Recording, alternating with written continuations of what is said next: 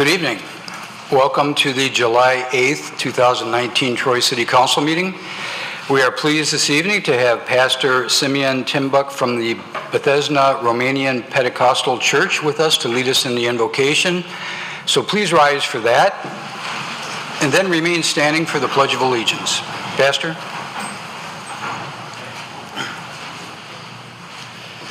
Let's pray. Our Father who are in heaven, we come before you tonight. We are thankful and grateful for your grace and your love. I also want to thank you, Lord, for those who serve in the military, protecting us, the first responders, and we ask to bless them, their families, and those who sacrifice for this country. We ask to bless the meeting tonight, the mayor and the council members, with wisdom, understanding, and discernment, and your name to be glorified. Amen. Amen.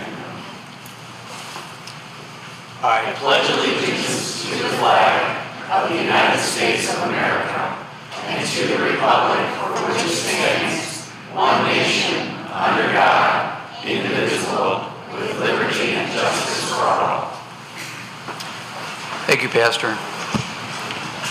The Troy City Council meeting is now called to order. The roll call, Ms. Dixon. Mayor Slater? Here. Councilmember Abraham? Here. Mayor Pro Tem Baker? Here. Councilmember Hamilton? Here. Councilmember Henderson? Here. Councilmember Hoderick? Here. Councilmember Pennington? Here. First on the agenda are certificates of recognition and special presentations. We have 4 this evening, and it's my honor to go down to the podium, and I will call up to the podium 3 distinguished personnel from the Troy Police Department this evening that I'd like to present with proclamations. So I'll go to the podium and I'll call them up at that point. Thank you.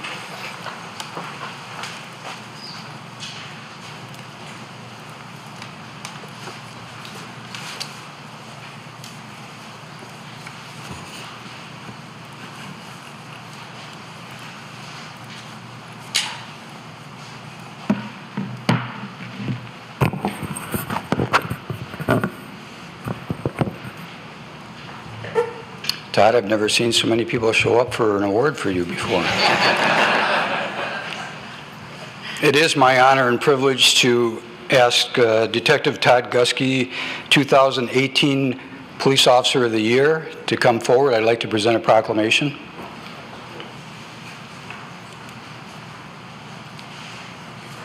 Thank you. No, over here.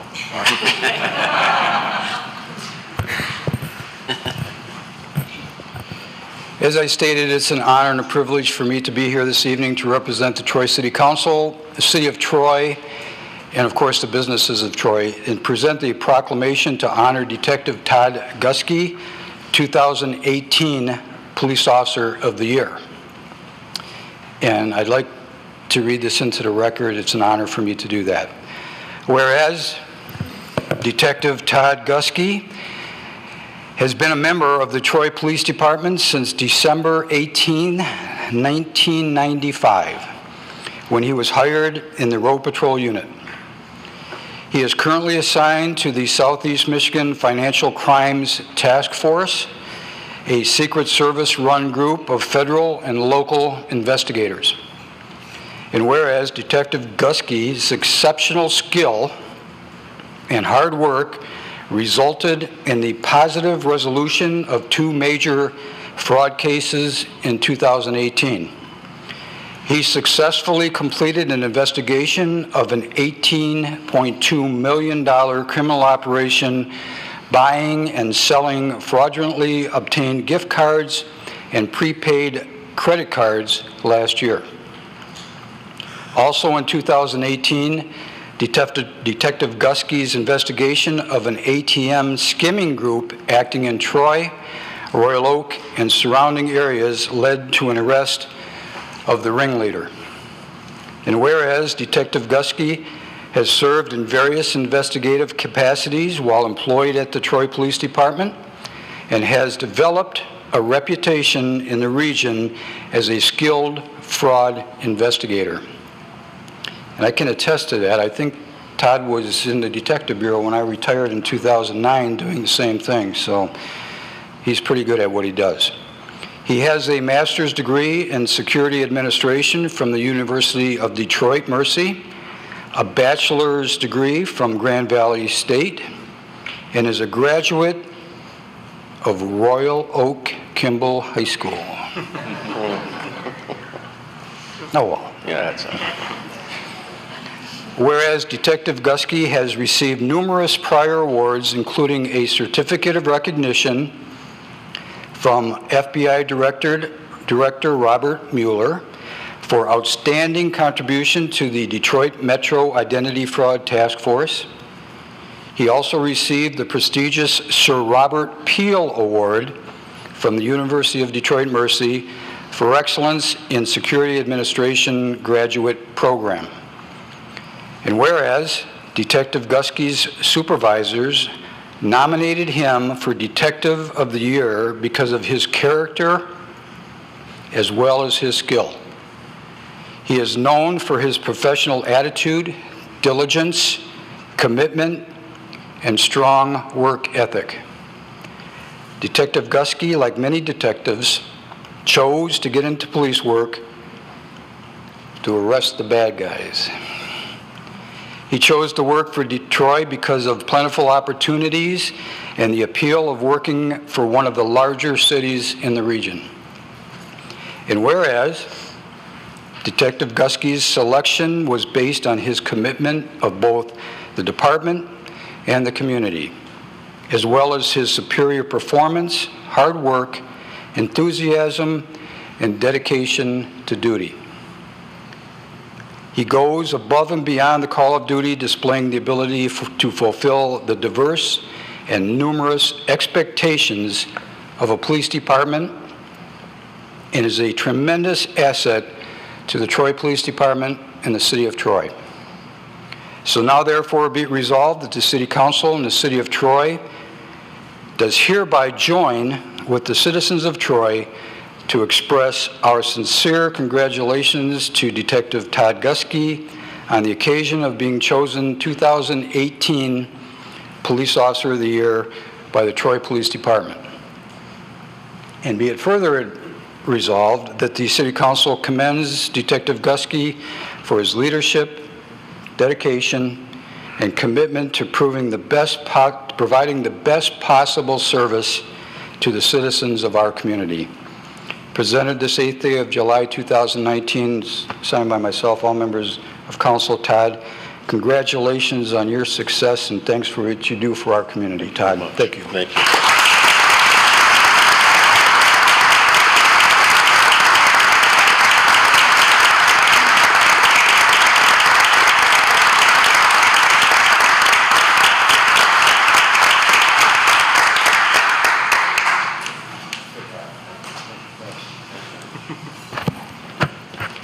Now he tells me he has a cold.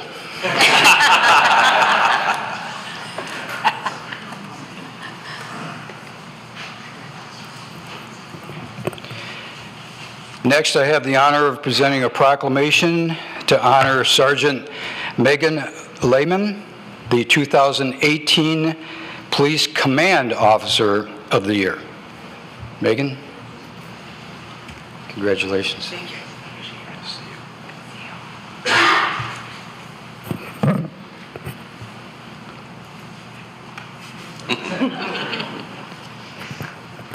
Once again, it's my honor and privilege to represent the City Council, citizens of Troy, the businesses in Troy, to present a proclamation to honor Sergeant Megan Lehman, 2018 Police Command Officer of the Year. And Sergeant Megan, if it's okay, I'll refer to you as Sergeant Megan from now on because I think that's how you're known to just about everybody. Is that okay? Yeah. So, whereas Sergeant Megan began her career with the Troy Police Department on May 17, 2004. She served in the juvenile unit as an investigator, served as a school resource officer at the Troy High School, and was the Officer of the Year in 2010 for her investigative work on juvenile cases. She was promoted to sergeant on March 31st, 2012. And whereas her selection was based on her commitment to both the department and the community, as well as her superior performance, hard work, enthusiasm, and dedication to duty, as well as her commitment to providing the best service to the residents of Troy. And whereas Sergeant, well, it says Lehman, so I'll say Sergeant Lehman, has served in the Community Services section since 2015, guiding community relations, social media, and media relations efforts.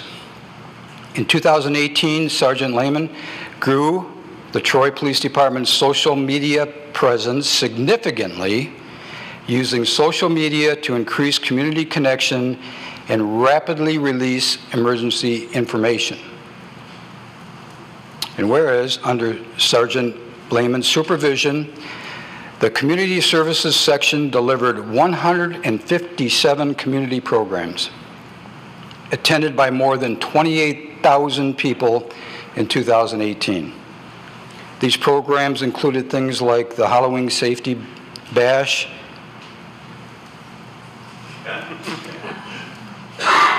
have you heard about this? Possifers? Is it Possifers? Officer. Pofficer. Yep. Officer Donuts. Positivity. Yeah, positivity. Positivity program, and many others. And if you haven't noticed, there were more hits on that than on me, I think. Whereas Sergeant Lehman originally got into police work to fulfill a childhood goal of being a detective, which she accomplished in 2007. She has a background in communications, previously working in corporate communications and stints as an amateur reporter in college and high school. Really. She finds that her current role as a public information officer allows her to combine her skills and interests. And whereas Sergeant Lehman has a bachelor's degree in communication from the University of Michigan and is a graduate of Northwestern University School of Police Staff and Command. She is also accredited in public relations through the Public Relations Society of America. And whereas Sergeant Megan goes above and beyond the call of duty, displaying the ability to fulfill the diverse and numerous expectations of a police sergeant, and is a tremendous asset to the Troy Police Department, and of course the City of Troy. So now therefore be it resolved, the City Council of the City of Troy does hereby join with the citizens of Troy to express sincere congratulations to Sergeant Megan Lehman on the occasion of being chosen 2018 Police Command Officer of the Year of the Troy Police Department, and be it further resolved that the City Council commends Sergeant Megan Lehman for her leadership, dedication, and commitment to providing the best possible service to the citizens of our community. Presented this 8th day of July 2019, once again signed by myself, all members of City Council. Sergeant Megan, congratulations to you, and thank you for what you do for our department and for our community. Thank you so much.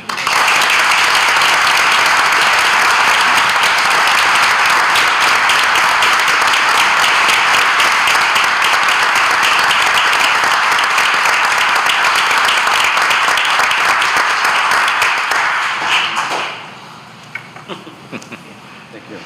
Here, you go. Okay, next I have the honor of presenting a proclamation to honor Peter Guest, 2018 non-sworn Police Department Employee of the Year. Peter?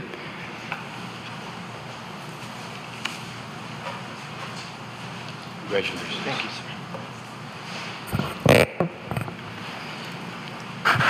Peter, once again, it's my honor to represent the City Council, the citizens of Troy, the Troy businesses, and present this proclamation to honor Peter Guest, 2018 non-sworn Police Department Employee of the Year.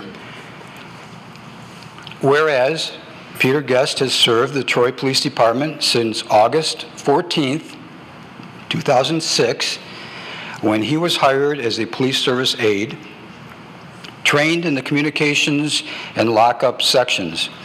He has spent his entire career to date in the lockup section.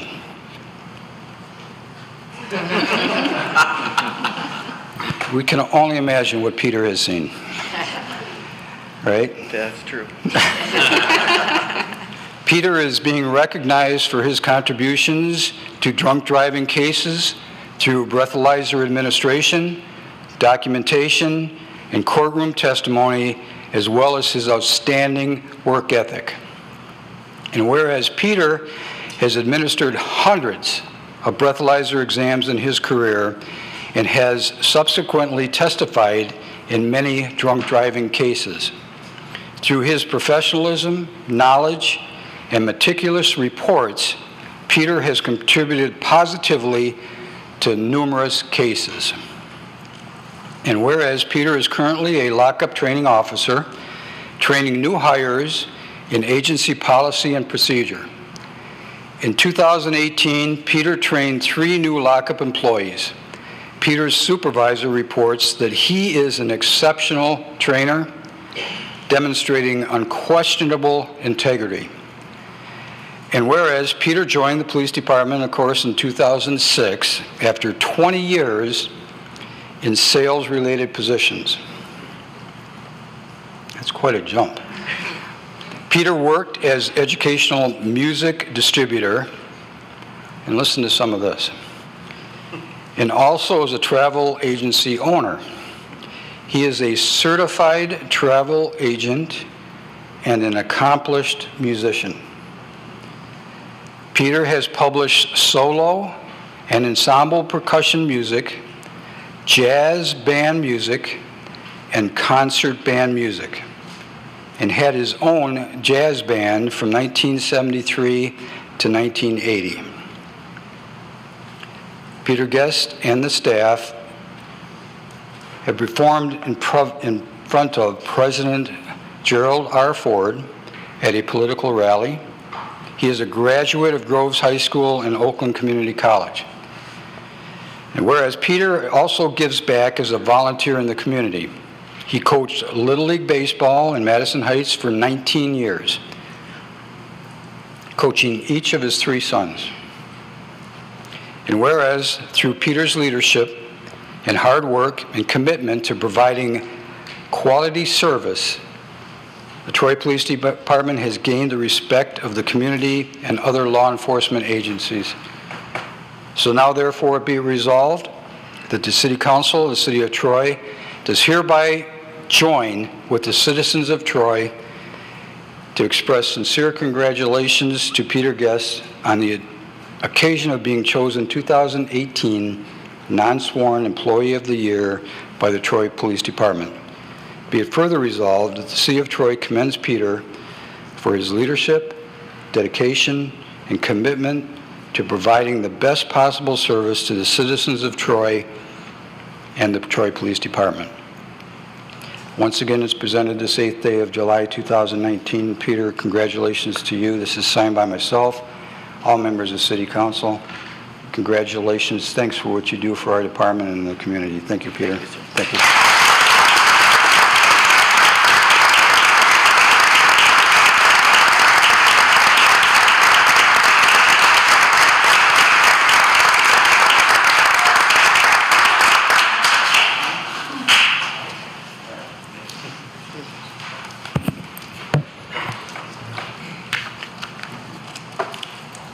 Next on the agenda, 2019 Safe Built Scholarship presentation by Madeline Purvis and Heather Dufresne. And I would ask Community Affairs Director Cindy Stewart and Building Official Randy McClure to come forward for that presentation. And I will go back to my seat. You do, Mr. Mayor. Good to see you. Members of Council, it's wonderful to see you again. Mr. Miller. Again, I'm Paul Featherson, Regional Operations Manager for Safe Built. And I also have Mr. Dana South with me, Deputy Director of Building. Randy couldn't make it. He is on vacation. And we definitely didn't want to postpone this because I have the honor again this year of doing this, and this is probably the best part of my job. I always love to come in front of you, and we have such outstanding students, and also the partnership we have with the city of Troy to put on these scholarships is second to none. And each year, the students, I know it maybe sounds cliche, but they do keep getting better and better. I mean, and Cindy's going to explain their accomplishments, but it's absolutely amazing. So I'll turn it over to Cindy. Okay, thank you, Paul. Thank you, Dana. Yes, he is right. It was hard going through all the applications, but these two stood out. And the Youth Achievement Awards are intended to honor and recognize those youths who live in the city, who have made significant impact on the Troy community through volunteer work or special deeds and actions, and who demonstrate exceptional leadership and career academic purpose. And then SafeBuilt, of course, contributes the funds for these awards. So this year's first place graduating senior awardee is Maddie Purvis. She is a 2019 Athens High School graduate. She graduated with a 4.37 GPA, and in her 4 years at Athens successfully completed 7 AP classes and a number of honors classes. In addition to her exceptional academics, she was also an active member in extracurricular activities, including National Honor Society, Student Council President 2019, Vice President 2016 to 18, Executive Board 2018, Class MVP 2017 and 18, and the Unsung Hero Award of 2018. She's very proud of working together with the Athens Student Council to raise record-setting funds each year during Charity Week for very worthy organizations. And she had said in her application, our family philosophy is even if you do not have the monetary means, you can always give of your time. Maddie was an MHSAA Scholar Athlete finalist in 2019, varsity cheerleader earning numerous awards including Sideline Varsity Cheerleading Leader by Example 2018, Competitive and Sideline Cheerleading Highest GPA 2016 to 18, Competitive Cheerleading Scholar Athlete 2016 to 19, CCCAM Academic All-Star Team 2017 to 19, and Sideline and Competitive Cheerleading Senior Captain 2018 and 19. She was also the JV tennis team captain in 2017. And in the fall, she plans to attend the University of Michigan and the College of Engineering with a focus on aerospace. And I know she also got her cheerleading group. They go to the senior center where assisted living where her grandmother is, and they do game night with the seniors there. So that's our first place winner.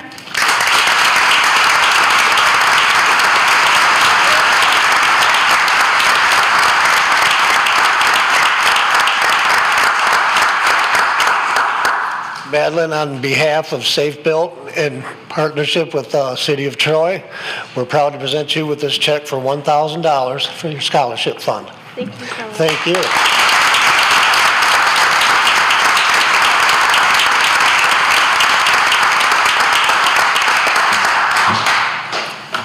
And then this year's second place graduating senior awardee is Heather Durfee. She's a 2019 International Academy East graduate. She graduated with a 4.398 GPA. In her 4 years at IAE, she successfully completed 6 honors classes, and completed the International Baccalaureate program. In addition to her exceptional academics, she was also an active member in extracurricular activities including National Arts Honor Society, National Spanish Honor Society, Art Club, Red Cross Club, and Orchestra. She was one of only 24 students selected for the IB Visual Arts at the diploma level. This is a highly selective two-year program in which students are trained in a variety of media at a college level, but also engage in extensive research. She has spent time tutoring students in Spanish and also teaching Sunday school. Heather also organized an event at Vista Maria, a residential treatment program for adolescents, to do art projects, which the IA will continue when she's gone to college. Heather volunteered to be a peer support to the students at Troy Center for Transition, the post-high program for students with cognitive challenges. She met with students on a weekly basis, providing one-on-one or group peer support to the students by socializing, playing games, modeling appropriate behavior, and building connections. In the fall, Heather plans to attend Wayne State University, and we'd think going into the arts. No. Majoring in the biological sciences with an interest in pre-med or medical research. So, this is our second place winner.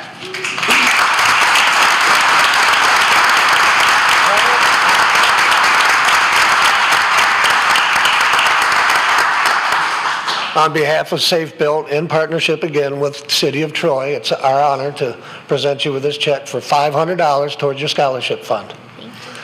Thank you.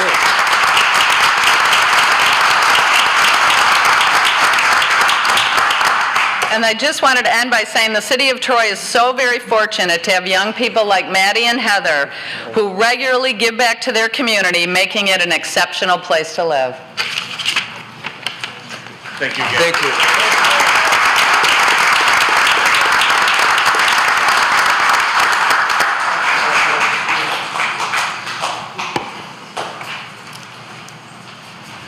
Thank you and congratulations to Madeline and Heather. That concludes the certificates of recognition and special presentations this evening. There are no carryover items, so we will move to public hearings. We have one public hearing this evening. E1 is a conditional rezoning application, file number CRJPLN 2018-002. The proposed Sylvanwood Court condominium, which is on the west side of Rochester, north side of Sylvanwood, section 10, from R1C, which is one family residential district, to RT, one family attached residential. I see Brent Savanon, our Community Development Director, ready for a presentation. I will open this public hearing. Good evening. Good evening, Mayor Slater, City Council. I'm going to take advantage of this opportunity with a room full of people because I'm assuming that many of the people in the audience and watching at home, they hear the word rezoning, but they really don't know what a rezoning is. So it's an opportunity to just take to educate people for those who don't know what it is. So a rezoning is the process of amending the city's zoning district map. A zoning ordinance is the development law of the community, and it's comprised of text and a map, and this is a zoning map amendment. So the next question, what's a conditional rezoning? Well, it's also a rezoning, obviously, but it's a rezoning involving the applicant voluntarily submitting conditions of approval in order to protect adjacent properties from the potential impacts of the rezoning. It's done to ensure predictability so that when a property is rezoned, the city, the residents don't have to wonder, gee, what's going to go there? They don't have to wait for the applicant to submit a site plan months or even years down the road. They know what the conditions of approval are at the time of the rezoning. So the conditions offered by the applicant can include a wide range of things that they can include. Density, height, use, hours of operation, and they can also include a complete site plan package, which is what was proposed for this application this evening. So brief background, the site's 1.2 acres in area.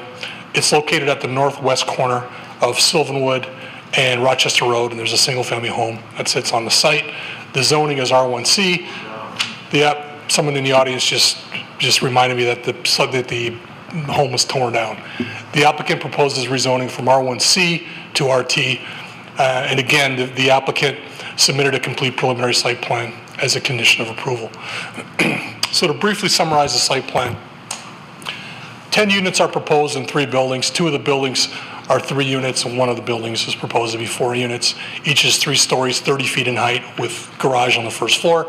Access is via Sylvanwood, and as part of the development, the applicant is proposing a detention pond, which is to be a wet pond with water in it year-round, as well as bioswales to help treat the stormwater.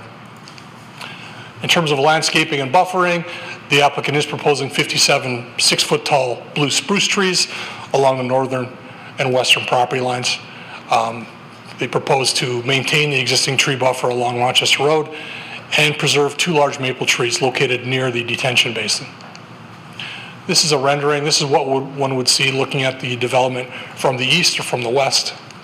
And this is what one would see looking at it from Rochester Road towards the southwest.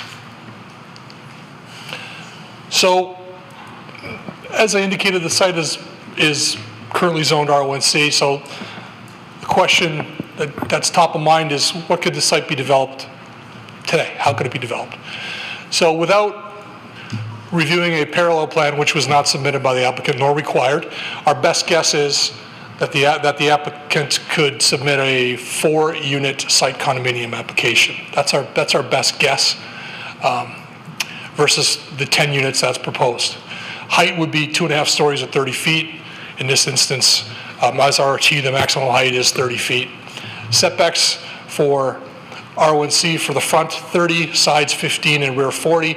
And for RT, they're a little bit greater. Front 52, which is proposed as part of the site plan. The sides 25 and the rear 40. So same rear yard, but the sides and front yard are greater setbacks. Traffic. This was a recurring theme by many of the residents that spoke at the Planning Commission public hearing. I'm going to guess that many of them in attendance today are going to talk about traffic. Silverwood is a 22-foot wide paved street. Rochester is a 5-lane highway with about 40,000 cars a day. The city's traffic consultant, OHM, conducted a traffic review. I'm going to very briefly summarize the review. Basically, a 10-unit condominium development like this can be expected to generate during the morning peak about 5 trips per hour, 5 new trips per hour. And during the evening or PM peak, we can expect the generation of 8 new vehicle trips per hour. That's in and out total, which is, for PM peak, as an example, 8 per hour is about 1 additional car in or out every about 7.5 minutes. So as a summary of the traffic review by OHM, the conclusion was that traffic impacts as a result of the proposed development are minimal and not expected to significantly worsen traffic conditions on either Sylvanwood Drive or Rochester Road. So again, the applicant is proposing RT, 1 family attached residential zoning. This illustration shows that there is already a scattering of properties that are zoned RT along Rochester Road. They're outlined in yellow. And this RT zoning along Rochester is the result of policies calling for medium density residential along Rochester Road. And I'm going to briefly look at land use policies along Rochester since 1999. I did a little research. This map was taken from the master land use plan that was in place in 1999. On July 13th, 1999, it was amended, and they added the category you can see here along both sides of Rochester Road. Medium density residential along Rochester Road, both sides north of Wattles. January 8th, 2002, a new document was adopted, the future land use plan, and that retained the medium density residential classification along Rochester Road north of Wattles. On October 14th, 2008, the city adopted the City of Troy Master Plan. It was the first comprehensive effort at a master plan in about 40 years. And that effort established the Rochester Road land use classification. I'm going to zoom in on the area that we're talking about. This is taken from the same map on the previous slide. This classification proposed more intense development at the nodes or at the intersections of major mile roads, and it called for low-rise office and multiple family uses between the nodes. It also called for the use of innovative stormwater management. So what does this all mean? The city's land use policies have called for medium density residential development along Rochester Road north of Wattles for 20 years. So the standards for approval for rezonings are listed in section 17.03C. I'm not going to go over those, but I will go over the findings when we applied those standards. So city management finds that the development complies with the master plan for the following reasons. The rezoning provides a transition from Rochester Road arterial to the adjacent neighborhood. The rezoning is consistent with the land use pattern of multiple family fronting Rochester Road north of Long Lake Road. Low-rise multiple family provides a lower impact use along the corridor between the more desired intense nodes of Rochester Square Lake and Rochester Long Lake. And finally, the application proposes the use of stormwater management best practices and preservation of significant trees. Protest petition. This is one of the most misunderstood concepts in zoning. Quite frankly, it gives me a headache when I have to deal with these because the verbiage that you'll see on the slide is very confusing. So protest petitions are authorized by the Michigan Zoning Enabling Act, and the Troy zoning ordinance basically copies the verbiage word for word from the act. It's in section 16.06 of the ordinance. And it's a tool that's available to residents who oppose rezoning applications. It's this is the verbiage. So basically what it says is a protest petition is considered valid if the petition is signed by the owners of 20% or more of the area of land included within an area extending outward 100 feet from any point on the boundary of the land included in the proposed change. Just flows from my tongue, doesn't it? Publicly owned land shall be excluded and calculated in the 20% land area requirement. So if this test is met with a protest petition that's submitted, if it's valid, the application requires a 2/3 majority or a supermajority vote from City Council, 5 votes versus 4. So this confusing diagram on the right, I'll try to explain it. It was submitted today, and the property in blue is a subject parcel. City-owned, publicly owned property is not included in the calculations. So the golf course to the north, this property here is actually owned by the City of Troy. That's not included. The right-of-way from Sylvanwood and Rochester, that's not included. So the only properties that are included in the applications are 945 Sylvanwood, 948 Sylvanwood, 962 Sylvanwood. 945 and 948 signed the actual protest petition form. This comprises 84.5% of the property within the qualifying area, obviously significantly greater than 20%. The protest petition is valid, so City Council, we require 5 votes this evening for approval. In terms of a recommendation, Planning Commission held a public hearing on this item November 27th, 2019, recommended approval 6-2, and City Management recommends approval of the condominium, conditional rezoning, and preliminary site plan. I can answer any questions you may have. Thank you, Brent. Questions from council for Brent this evening? Councilman Pennington. Thanks, Mayor. Brent, did this project come before the Planning Commission once and they made changes per the Planning Commission and then it was reapplied, or was this the first time it was voted on per Planning Commission? It went before the Planning Commission, I believe, in September for a conceptual meeting, just an informal discussion. When it was first submitted, I believe in May of 2018, it included 14 units, but it was incorrect. It exceeded the maximum number of units they could get under the RT zoning, so they revised it and resubmitted it. Okay. And what did they change height or anything? They changed the number of units. That was it? Yes. Okay, thank you. Mayor Pro Tem Baker.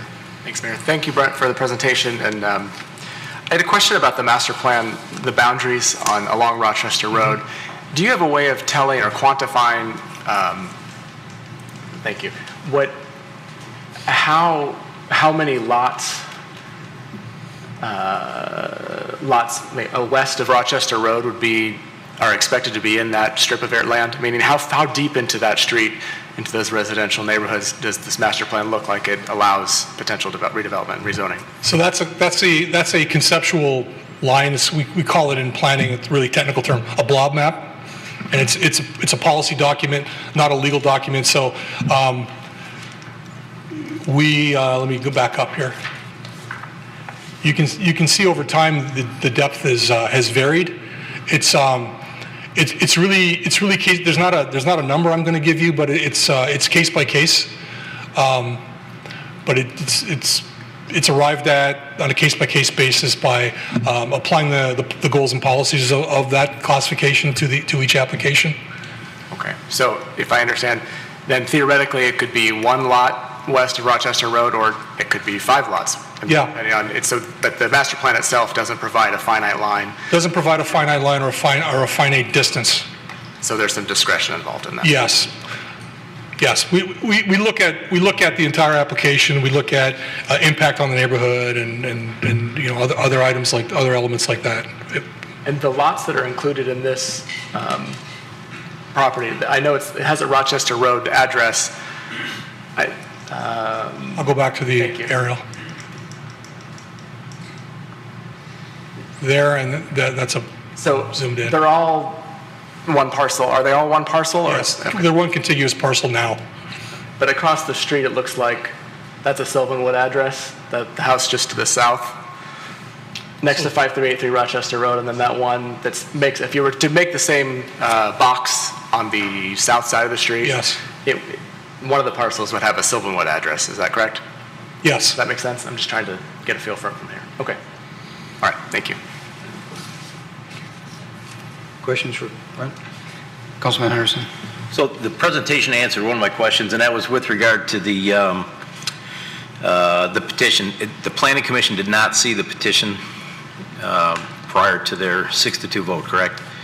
The petition that was submitted today is actually 2 different petition forms. At the top of the top 2 pages are it was the actual protest petition that's available for download online, and a number of residents completed that. The next set of pages was from a separate petition form that it was a resident put together that was provided to the Planning Commission in November. So if you look at the dates on the second petition, they were from November. Right. And the dates on the protest petition were from July of 2019. So the biggest majority of signatures on the original petitions, those were all submitted to the Planning Commission. The one that we see with just the 3 or 4 properties adjoining, they didn't have the ability to see that. So they didn't know that this was going to come to us for a supermajority vote. Is that correct? The way I would answer that, Councilman Henderson, was this petition that was submitted to the Planning Commission in November did not have the words protest petition anywhere on the petition. It clearly was an opposition of the rezoning, but it did not reference protest petition. Okay. And further to that, if they had seen it, let's suppose that they saw the protest petition, what kind of weight does that play in a Planning Commission meeting with regard to approval or denial of a project? So the protest petition, as per state law, is not required to be submitted prior to Planning Commission. So they would place the same amount of weight on a protest petition as they would any other protest petition, or any other petition, excuse me. It's not, I mentioned it's a misunderstood concept in zoning for most people. It's not required to be submitted for Planning Commission, only in front of the elected body. Okay. And we got just one follow-up. We got a handful of emails this prior week about the project, and one of them specifically called out sidewalks being a problem, but my understanding is they added 8-foot sidewalks along Rochester Road. That's correct. Okay, so that problem kind of goes away. That's all I have for now. Just for those in the audience, I'm sure some of them finished out or completed or signed the protest petition, or at least the first petition. What's interesting, Councilman Henderson, is most petitions, the goal of the petition is to get as many signatures as possible. The more signatures, the more weight it carries. For a protest petition, it really only addresses 100 feet around the property. So even though there was a significant number of residents on Silverwood that signed it, the only ones that matter, air quotes, for the protest petition are the ones that are within 100 feet. It's a very odd concept, but it is state law. And just to address some of the rumblings, you know, it's our responsibility to get all the answers to all the details to make a decision. So just because I'm only asking 1 or 2 questions, a lot of the questions have been answered in the paperwork that we've gotten. So bear with us as we file through all this information. Well, and one of the reasons I think it's important to bring it up is the resident from 962 Sylvanwood, they signed a petition. Now, it wasn't the protest petition, but it was a petition. But the signature didn't go towards the calculations, but it was still 84.5%, which exceeds 20% by a significant amount. Thank you. Questions for Mr. Salvador from council? Brent, obviously I watched the Planning Commission meeting on the November 27th, and some of the discussion was, let's put the drive on Rochester instead of Sylvanwood. Did you look into that issue any further than what you said in the Planning Commission meeting? I got the impression that that's not feasible. We didn't really jump into it in great detail because what was submitted was the initial application with the curb cut on Sylvanwood. That location of that curb cut is consistent with general best practice. Is you want to eliminate or reduce the number of curb cuts on busy highways because 75% of accidents involve left-hand turns. So if you can reduce the volume of left-hand turns, you reduce accidents, so it makes it safer. So we didn't really delve into that in much more detail. But it is a county road, correct? And don't they somewhat control cuts into their road? They'd ultimately have to approve They would have to approve the that. development, yes. They're pretty reluctant to do that, aren't they? At least that's been my experience. I would say that the science would have to back it up. Okay, any other questions for Mr. Salvador? Thank you, Brent. I have a feeling you'll be called back.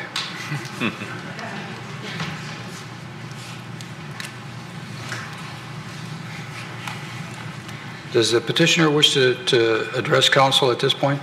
So Mayor, I'm here if you want me to, happy to do so. If you could come forward and introduce yourself, and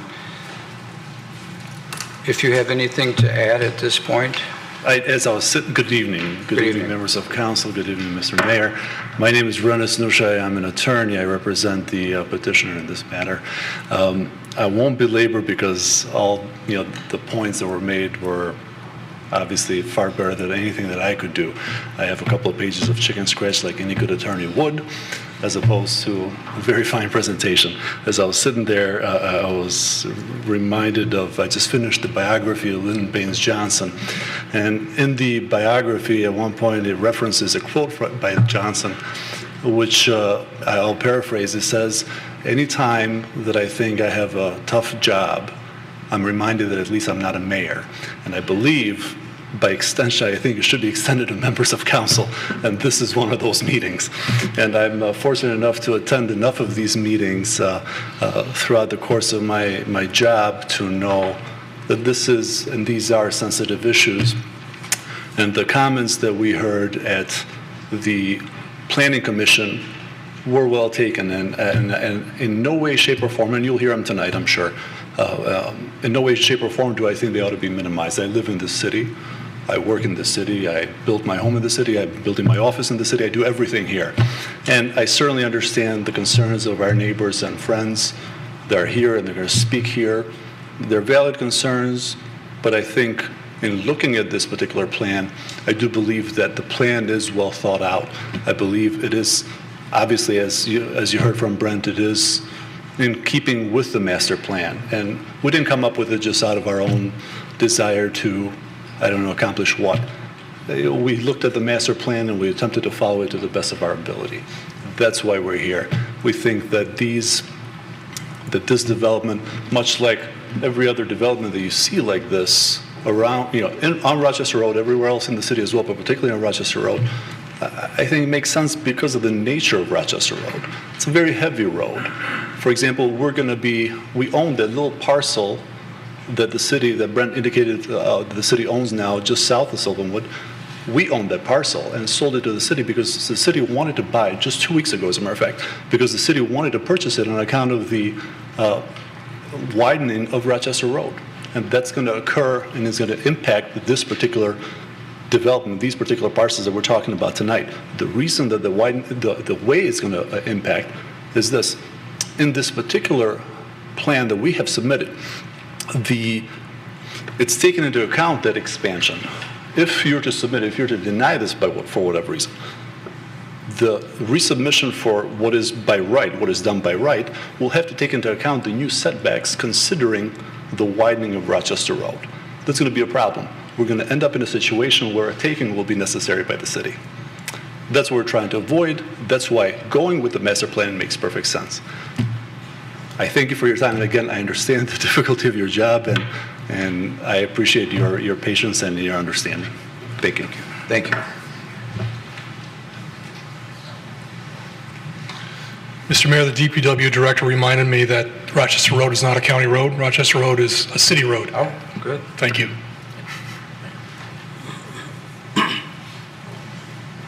I do have another question regarding Rochester Road, though. Would that be better for you or for City Manager Miller? We can start out with me. Okay, thank you. There are plans, as was indicated, to put a boulevard in Rochester Road from Waddles to M59, correct? Yes, and City Engineer Bill Hootery is here to answer any specific questions. The point that I was just going to try and make is that I heard in the Planning Commission, and I think we're going to hear tonight, about cut-through traffic and turning left from Sylvanwood and some of the streets on Rochester Road. But hopefully, the current plan only widens up through north of Waddles, so it kind of the northern boundary or the northern limit of that next project is Sylvanwood. The piece from there all the way up to south is not in any phase right now. Okay. So that next phase of Rochester is scheduled for 2022. And it's going to Sylvanwood or not? That's where the taper ends, so we'll tie back into existing pavement at that point. So kind of how it ends now. Will you be able to make a left turn from Sylvanwood when that is completed? Yes. You will be? Yeah. Okay. Yeah, because the next phase will, I said Waddles, but it's actually north of Long Lake. So we're going to take off from where the current boulevard ends north of Waddles. It'll go to north of Long Lake, and it tapers and ties back into the existing pavement right about Sylvanwood. Okay. Mayor? Thank you. Mr. Miller? Yes, I would just like to make a clarification that the subject property, if any new development proposal is on there, it would have to maintain the future right-of-way for what Rochester will be. And correct me if I'm wrong, City Engineer, the reason why we purchased the property to the south is that we would probably have to do a taking in the Correct. future for Rochester Road. That was a full acquisition. So the opportunity presented itself, and that's why we purchased that property. And purchase it at arm's length purchase instead of using condemnation. Correct. Councilman Henderson. One question on Rochester. You said it's going to taper at Sylvanwood. So if somebody were to make a left-hand turn, is there going to be ample room for them to, if they were to make that turn, to go into a turn lane, or would they have to stop traffic in that left lane? No, it would be very similar to what kind of where the boulevard ends right now, north of Waddles. It's there's a kind of a bullnose that ends there, and there's kind of a no man's land just north of there. You've got no other choice other than, because you have to taper from that proposed boulevard back to the existing 5-lane road. So there would be room for a car to get into that Oh, there would be room, yes. There'll be room for a turn lane. Okay.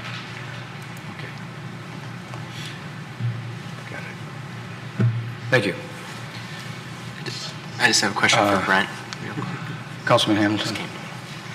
I was just curious, why was there such a long delay between the Planning Commission session and today? We were waiting for the applicant to submit their conditional rezoning agreement, and it took a long time. Okay. And you want to get into the details, you're going to have to ask the applicant. Okay. Please come to the microphone, please. Very briefly, sir. I have twin, almost 3-year-old girls. That's the answer. And in dealing with the city attorney's office, which I deal with every day, and they're very professional, they did all that they could and to expedite this. I think if there was any slowing of this was on our end, but for their reason alone. There was nothing else that went on in the background. Would you say no? Okay, thank you. Thank you. Mayor Pro Tem Baker. Thanks, Mayor. Sorry, as I'm sitting here thinking, so the statement was made, if we didn't approve this, then any future project, there'd be a right-of-way issue because of the proposed expansion. But then it's tapering at Sylvanwood, so does that not come into play anymore? I mean, was that not end up being true? I guess I did. And then I heard you clarify that proposed developments now must be aware of that future potential right-of-way, so I guess... More than be aware of it, it must provide for the future right-of-way so they don't build in an area which we would then have to condemn to buy. So this proposal does? Yes, it does. Right, and just as any other future proposal would? Correct. So it doesn't make a difference whether we approve that or not. There's not going to be a difference in what Any gets built future there. development that would be approved on this property, the future right-of-way would need to be maintained. I'm sorry, including this one, or is this grandfathered in because it's under consideration before that right-of-way is at issue? The requirement would apply to this property. Okay, so there's no difference. Thank you. Yes. Thank you. Okay, I see that a number of people have signed up to speak on this item this evening. I would just like to let those in the audience know that have signed up to speak that you have three minutes to address the council. Please speak to the council. And this isn't an opportunity for a discussion. It is for you to use your 3 minutes to provide information to the city council. You will see the green light come on when your 3 minutes start. The yellow light will come on when you have 1 minute remaining, and please try to wrap it up at that time because we will strictly enforce the 3 minute rule. Please refrain from clapping or giving comment during this discussion. We try to keep this as a business meeting, so we would appreciate if you would do that. So let me first call upon Mike Mitkowski, Troy resident, who wishes to speak on this item.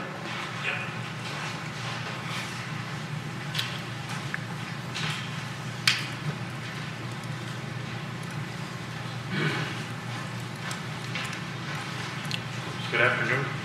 Evening. Good evening. Of course, it's for this property at the end of our street and all that. Well, I was on my way up here to the city this morning, and I looking left and right before I was making a turn and all that to go on the Rochester Road, there was a red pickup truck on this property, and they were dumping debris on it. That's the first time I've ever seen that and all that, so I don't know what they got going there or anything, so I came up here to look at the plans.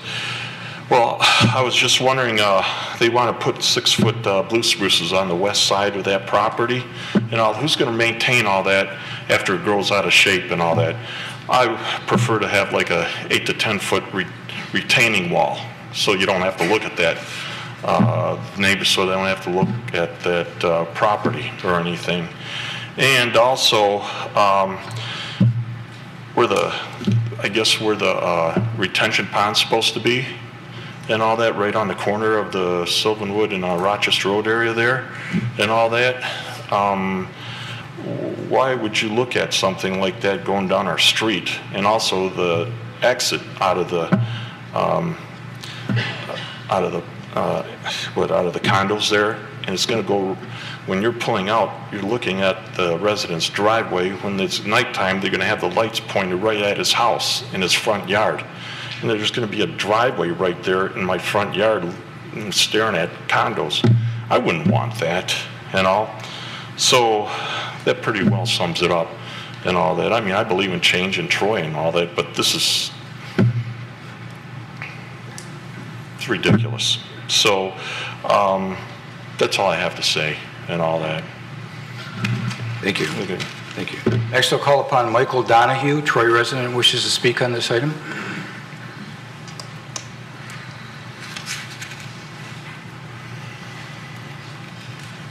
Good evening. Evening. Thank you. Mike Donahue, 962 Sylvanwood. Just want to mention, I'm not sure if I'm reading this correct, but I'm not positive we were provided proper notice. This is the notice I received dated June 28th. Today's July 8th. So even if you give it 11 days, I think it's supposed to be 15 days. So that may have us starting over right there. In the event we aren't going to start that over, there's been a lot of reference to what I've read as the Rochester Road Corridor Project.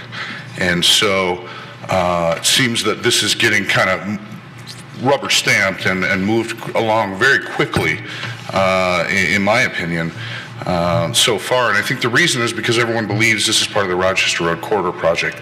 I don't believe it is. I'll give you 3 quick reasons why not. Number one, there's no direct access to or from Rochester Road, so I'm not sure how you can be part of a Rochester Road project if you're not really on Rochester Road, you're on Sylvanwood. Number two, that project talks about the visual pulse. With the screen walling and the trees going to be remaining, I don't believe you have a sight line to or from Rochester Road, which I think is a major purpose of that entire piece of the project. And the last thing is the pond. So it's a bit of a red herring. I mean, the Rochester Road Corridor project describes an innovative stormwater management system along Rochester Road to transition the eye for your visual pulse. You have none of that. This is just a pond on Sylvanwood. You can't see it from Rochester Road.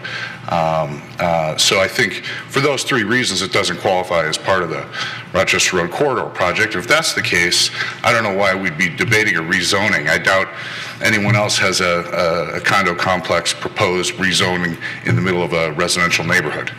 And so I'd like you to consider that. Thank you. Thank you. Next, I'll call on Tara Houlet, Troy resident, who wishes to speak on this item.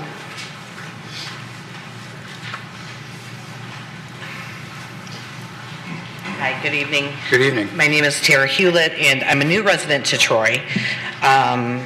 We actually just took ownership of the house at 948 Sylvanwood in October.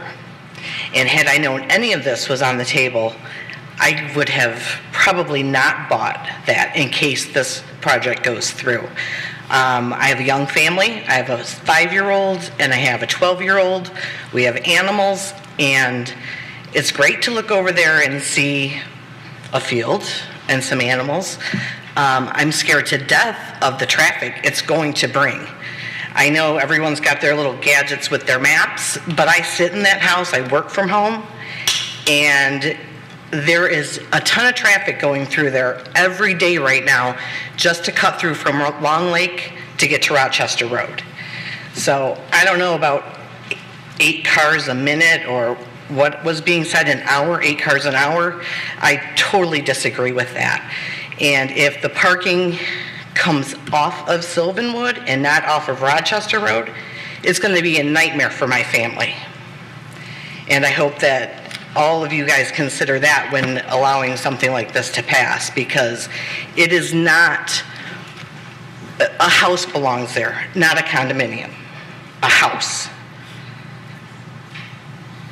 I've been near condos, and you're going to have 30 cars in that parking lot, 20 cars in that parking lot. No one needs that. The integrity of Sylvanwood is no street lights, there's no sidewalks. And what happens when all these cars are coming in and out of there? With no street lights and no sidewalks, which was a real reason why we bought it. It felt like old Troy to me. It felt like a nice neighborhood that you could, have a little bit of ground. Now we're going to have cars in and out of there, and it's just a really bad, and I think it's an unsafe idea. Thank you. Thank you. Next, I'll call on Don Tarr, Troy resident, who wishes to speak.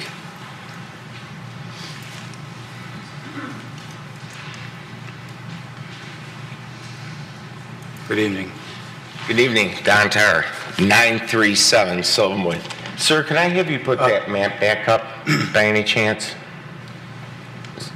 And the one that you had earlier with the lots surrounding this project. That Tell me what. Could you look at... okay, here's part of my point. R1C zoning has always been the zoning on Sylvanwood.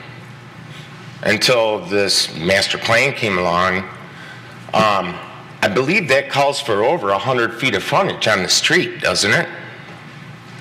So why am I one lot away and not even included in having an opinion about this, apparently by what state law recommends, but we'll go another direction here. I think having a dump onto Sylvanwood is unsafe. Just plain old unsafe. Having 10 units there with only 3 guest parking spaces, where's the overflow going to park? When it's Thanksgiving Day, our whole street's going to be lined up for 10 cars coming west off of Rochester Road. Well, what else is west off of Rochester Road? People aren't going to pull out there onto Rochester Road. Martell Elementary School is west. Smith Middle School, west. Troy High, west. The grocery store, the pharmacy, everything is west down Sylvanwood from this project. When we went to the Planning Commission, that fell on the Monday after Thanksgiving. Boy, try getting people organized right before a holiday like that. Now this is falling on the Monday after 4th of July. Boy, I'm sorry you've got 2 young girls, but I don't think you gave us a fair shot. I got my notification of this meeting on Monday, the 1st of July, 1 week ago today. Had a holiday, busy holiday week, went out, organized people, got the signatures, went and got signs, did everything I could. I'm on a time limit. Thank you for your time. I just think it's unsafe for the residents of Sylvanwood to have this project right on Rochester Road there. Thank you. James Jones, Troy resident.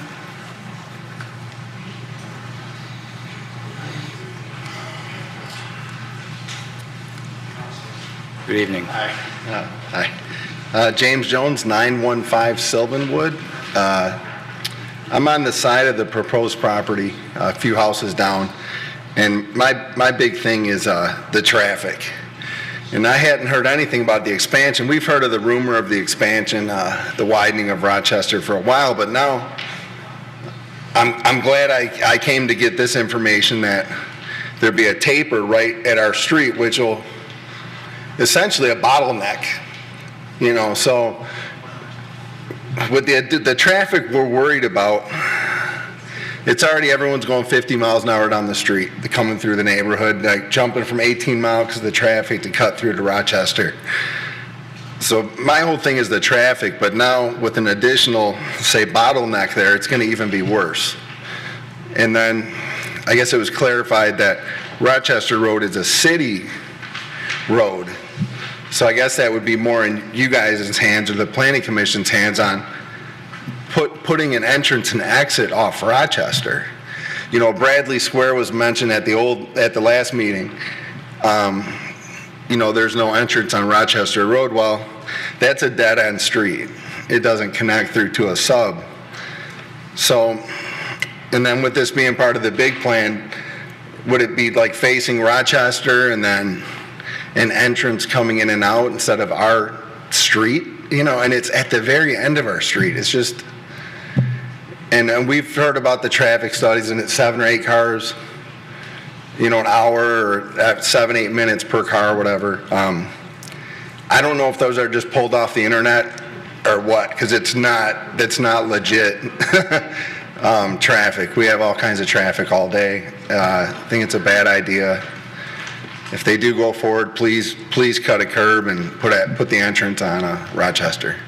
Thank you. Thank you.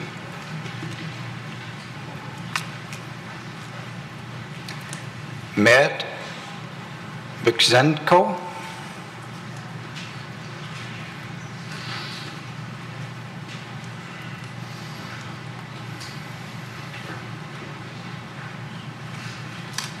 I think I butchered that a little bit, but That's Bigachenko. Okay. Pretty close though. So I actually live at 625 Sylvanwood, so I'm a little bit further into the street. My grandfather actually built 3 houses personally on Sylvanwood around 1959. I'm actually a 3rd generation that actually lives on that street. So my grandfather, my father, and now myself, my family. My family's been a part of this community for a long time. I'm actually a firefighter and care a great deal about my community. The street and subdivision is not set up for multifamily dwellings. I believe it will negatively impact the property value, traffic, have a negative impact on noise, and also possibly crime.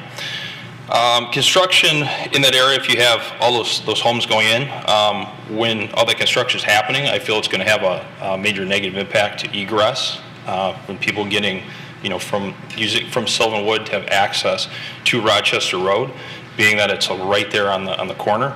And actually, to parallel what the gentleman said earlier, if with those, it's what 10 units that are going in. There probably will be, if they have, like they're saying, around holidays, things like that. The parking can already get congested as it is when you have just R1C type homes that are going in there.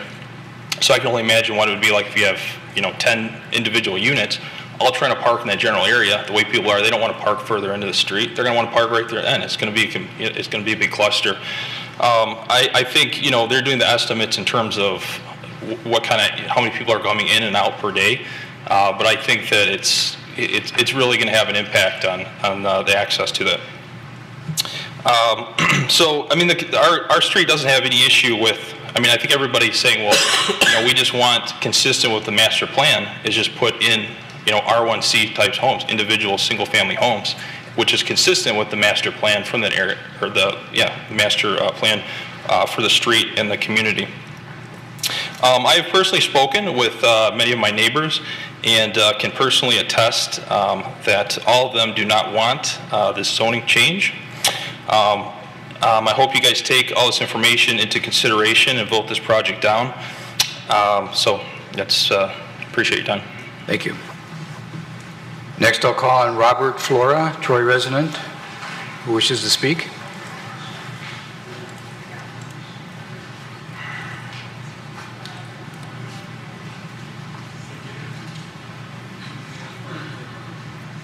Good evening. Good evening. I'm Robert Flora, and I live at 607 Sylvanwood. I am Mr. the previous person, his neighbor. And what concerns me is, like everybody else, the traffic. And the intersection there at Sylvanwood and Rochester Road is unsafe. And if you're going to add 10 more units, it's just going to be worse. Today, when I was leaving to come here, the cars that were coming down Sylvanwood from, that'd be I believe the west side, they were cutting down from Long Lake. Long Lake is very congested right now with construction and what have you. Everybody gets out of work at the same time. So they come down Sylvanwood to make a left turn onto Rochester Road, which seems like a silly thing to do, but it avoids that intersection at Rochester and Long Lake, which apparently is a disaster. So now there's the traffic, and then there's talk about people not speeding or not going the correct speed. I think it's supposed to be a 25-mile-an-hour speed limit down there. Don't count on it. People are just flying down there. A lot of children, a lot of dogs. It's dangerous. I personally have a disability. I have multiple sclerosis. I'm not going to walk along that street at any time, a busy time of the day, which is most of the day. At night, it's calm. There's no business. But during the busy time, it's terrible. Anyway, I appreciate everything with you folks. I also am concerned about property values. I've just put on a large addition to my home. Cost a lot of money. I don't know that I would have done it if I had known there was a condo down the street. there's other people in the community there that are redoing their properties as well. And I'm sure that they're thinking the same thing. What's it going to do to my property value? Thank you very much. Thank you. Thank you. Next, I'll call on Paulette Palazzolo.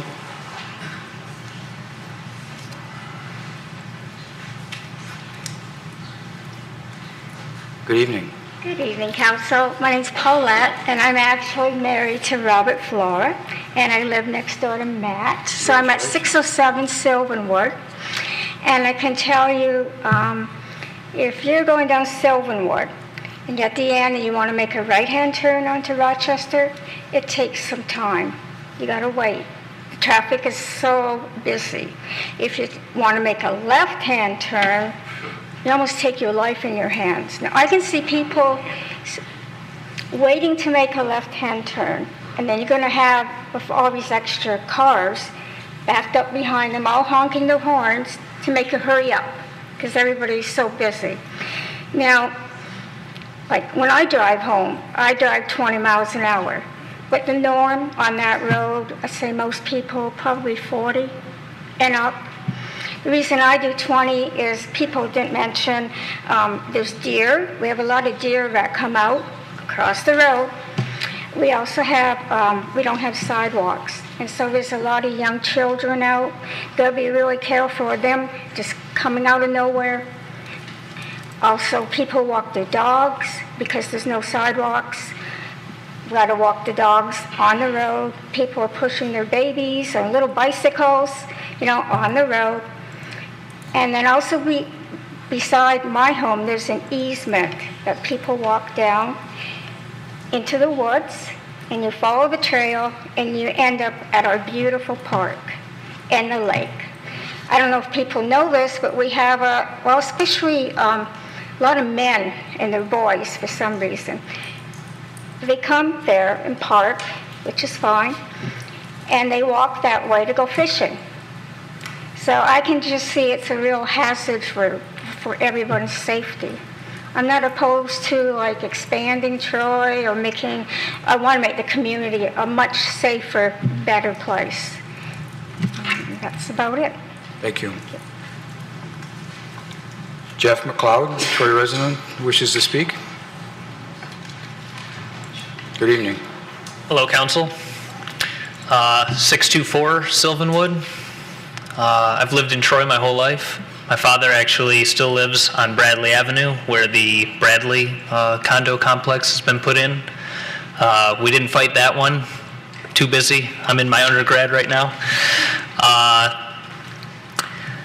I've heard a lot of things about the condo today, some things that make me happy. I'm glad that they're going to try to save some trees if they approve this. I actually work for a building company, so I'm usually on the other side of this argument, so it's kind of weird being over here, but my neighbors are mad, so I'm mad. I understand why they want to put the driveway out onto Sylvanwood. From a traffic standpoint, it makes more sense. From a safety issue for our residents, it doesn't. It's a conflict. I understand that.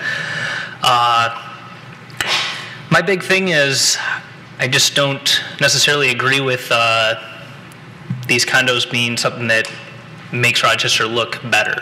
I don't like seeing them, these 30-foot tall monsters. They're just not what I remember growing up. To me, it was always, the subdivision, the community in that subdivision. Single-family homes, trees, that's the kind of stuff I want to see. Not too thrilled about the idea of condos on the end of the street.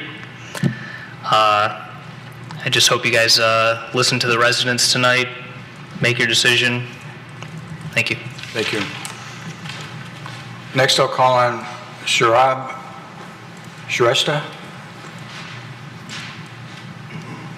Good evening. Good evening.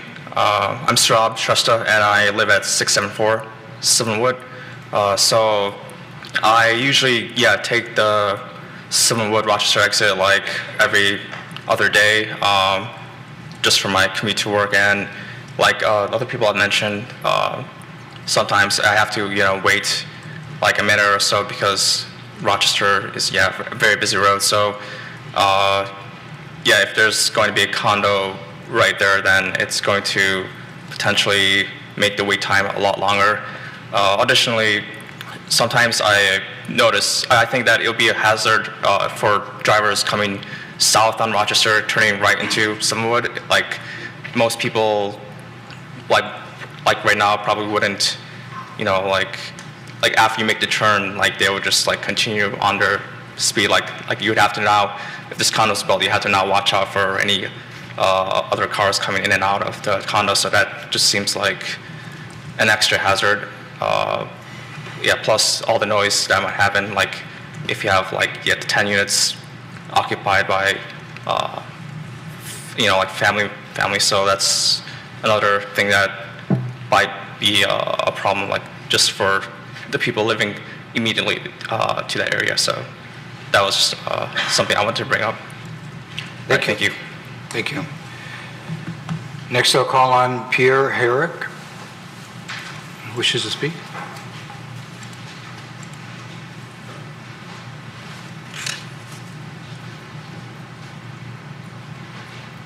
Good evening.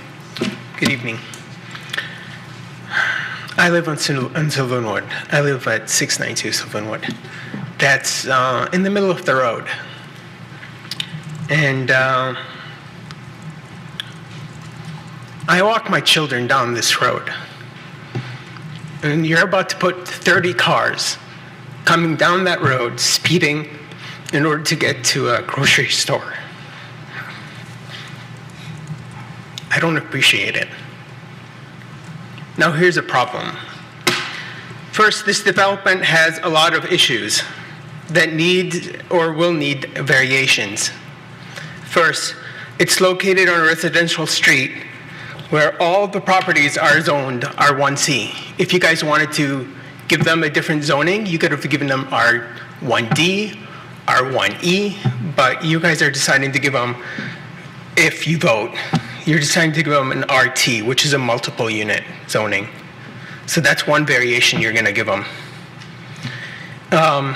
Even if they do get an RT variation to their zoning, there's, when you look at their elevation, they're gonna be at least 35 feet. An RT is a 30-foot. So you're gonna give them a second variation for that building of that unit, because they have three floors, and each floor at 8 feet, you're already at 9 feet, because you're gonna also have the trusses. You're already at 27, plus the roof. So you're gonna give them a second variation there. The third thing is the project south of Sylvanwood is a 14-unit project that is put in on 4 acres. That's 3 units per acre. You're gonna vote in a 10-unit per 1 acre. So that's unbelievable. The traffic study that they took from a book, apparently, it was just a table from a book. Nobody was sitting there. Nobody came to look at the road to see how much traffic there is, how much traffic builds up during rush hour, and what else is going on there. So, I mean, that's just a table which is useless, pretty much.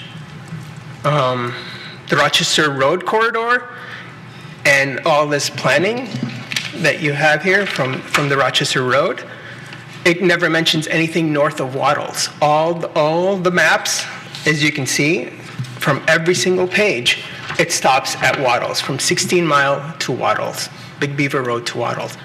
So I don't know what you guys are trying to approve when there's nothing anywhere that shows us that our side of north of Wattles is included. Thank you, sir. Next, I'll call on Daniel Levitt.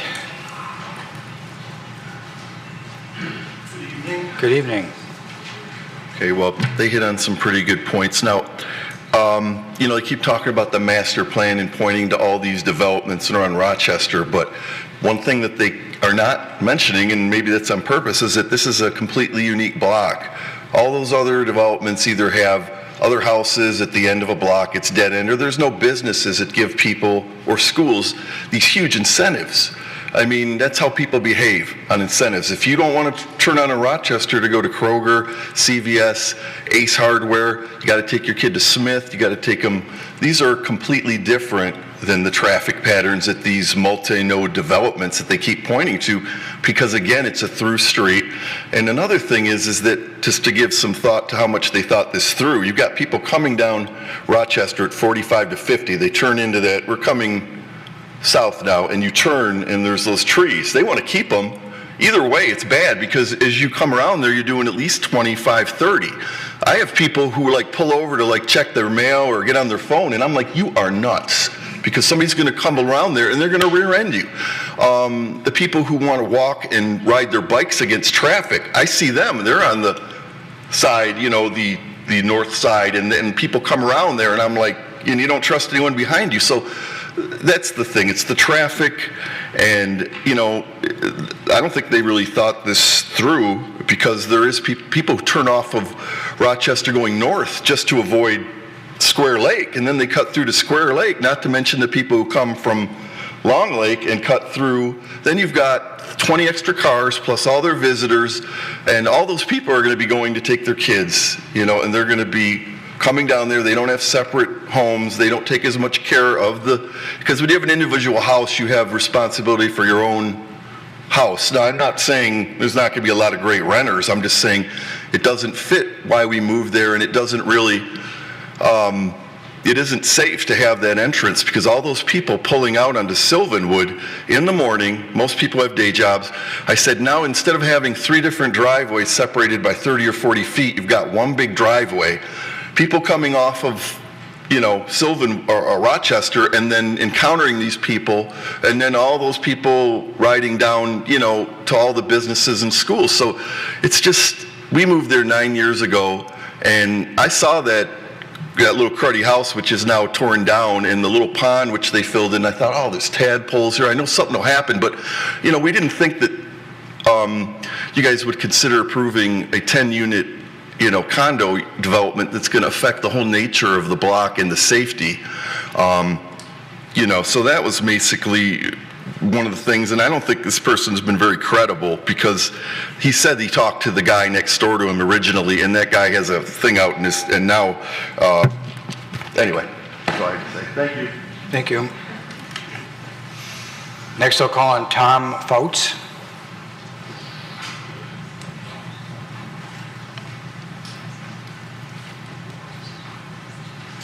Good evening.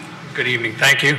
I'm going to approach this a little differently, because even though this is one parcel that we're talking about today, if you look at that section of Rochester Road, after this parcel is done, there's another parcel, another parcel, another parcel, and another parcel. So I kind of look at this as a precedent-setting matter. And from somebody who was born and raised in St. Clair Shores and moved to Troy because of its beauty, I don't find condos beautiful. You know, we chose a wooded street on purpose, and it seems to be getting diminished every day. Some of the condos that have gone up look good, some don't. So a little confusing. One other quick point, there was one of the councilmen said, how come there was a length of time between the original planning and then now we're, and the answer was they tried to build 14. Now they're down to 10. Perhaps if it was smaller, it might be more acceptable, but they did try to build 14 at first and were rejected. It seems to me that the smaller the better. If you do decide to do this, perhaps you can cut it down some. But please keep in mind that this is only the first of 4 or 5 projects that are to come, as far as I can see. It might not be pertinent to this discussion, but I think it should be. Thank you. Thank you. Next I'll call on Joanna Darman.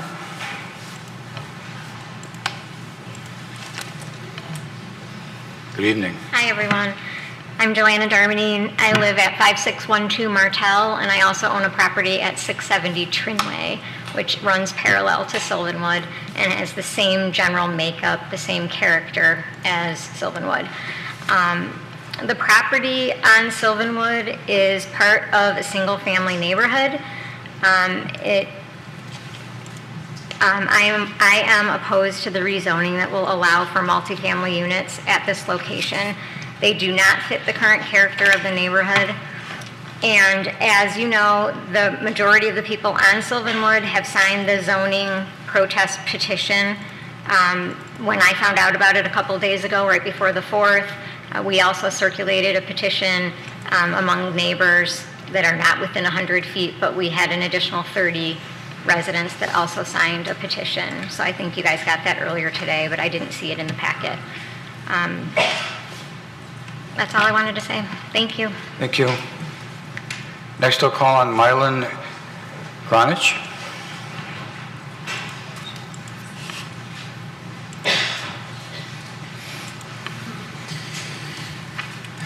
Good evening. Yes, good evening. First of all, my sincere congratulations to the people who have received proclamations and scholarships. I thought that was very nice today. I'm here to oppose the retitling of the property to a multi-use variance, and I'd like you to remind you, perhaps a little differently in terms of attack. I'm not here to argue the merits of the developer or the plan. I'm asking you to maintain the character of the neighborhood. And this is, I think, the overriding issue that is being presented to you, and that is that this is a unique neighborhood. I live in Sylvan Glen 3. I don't live on Sylvan Wood. I purchased a house in 1978, been a resident of Troy since then. And we bought our house because of the master plan in 1978. And a lot of it had to do with open space and the character of the subdivisions and the neighborhoods that we moved into. So I'm asking you to please take into consideration, use greater weight over the concerns of the residents of this neighborhood. I think they're valid, and I hope they can trump the recommendations of the Planning Commission. Thank you. Thank you. That concludes those that have signed up to speak on this item this evening, but I will allow anyone else that wishes to speak to please come forward. Yes.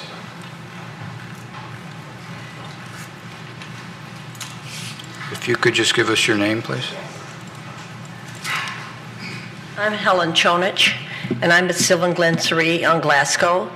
And I come from work every day at 5:30 off of the Long Lake Road onto Falmouth to get into my sub. And I have people off of Long Lake dogging me through the sub because I'm doing 25 just to get to Sylvanwood, where they just tear past just to get down that street to avoid Long Lake and Rochester Road. So the people on Sylvanwood are in great danger with their kids. They're with their strollers. There's elderly people walking down that street all the time. And these people don't care. They just come whipping through just to get out onto Rochester. I don't even know how they make it out onto Rochester Road. That one person said it's a death trap trying to get out. So for you to add all that extra, I don't understand it, you know. And I'm not even on that street. I'm just telling you the kind of people who come through the sub who have no care at all who lives in that subdivision to be doing those speeds. You know, they're right behind me and they're just forcing me. They're sort of like on my tail till I get out of their way. That's it. Thank you. Thank you. Anyone else wish to speak on this item this evening? Please come forward. Give us your name, please. Hello, my name is Janelle. I'm also a resident of 624 Sylvanwood. This is my first city council hearing, and I would like to come up and thank the residents for showing up, and I'm very impressed at how much the city members truly care, the residents truly care about their city and how it unfolds. So thank you to all of you, and thank you for listening to everyone. Thank you. Appreciate it. Thank you.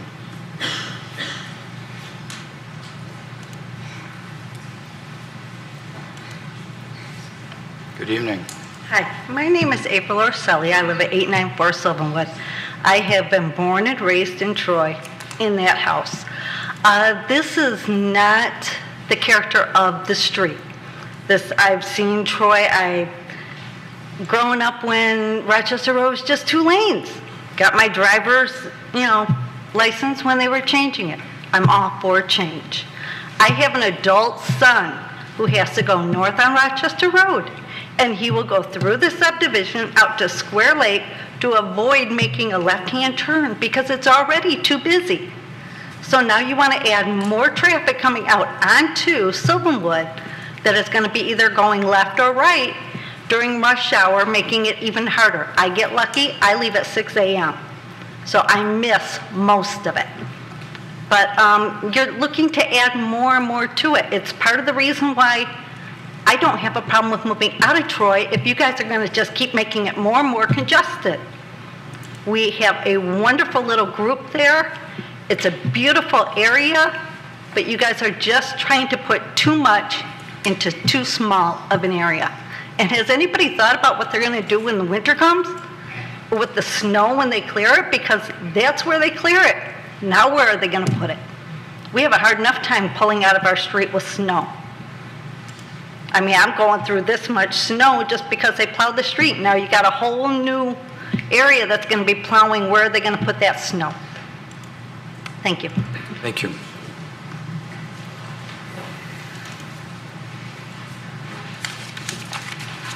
If you wish to speak, would you just come and get in line, please? Good evening. Good evening. Allison Peck, 863 Sylvanwood.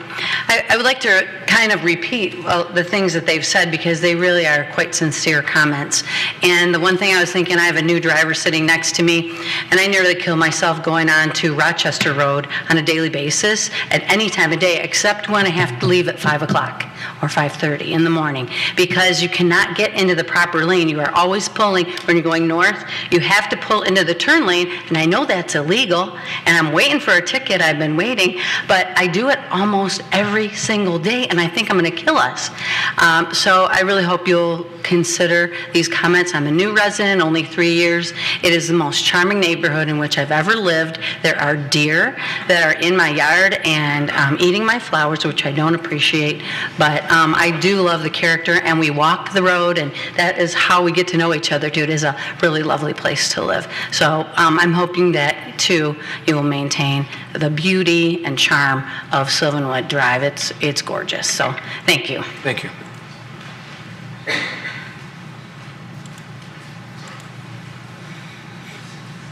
Good evening, Mr. Mayor and Council. I appreciate the opportunity to speak to you this evening about this important issue.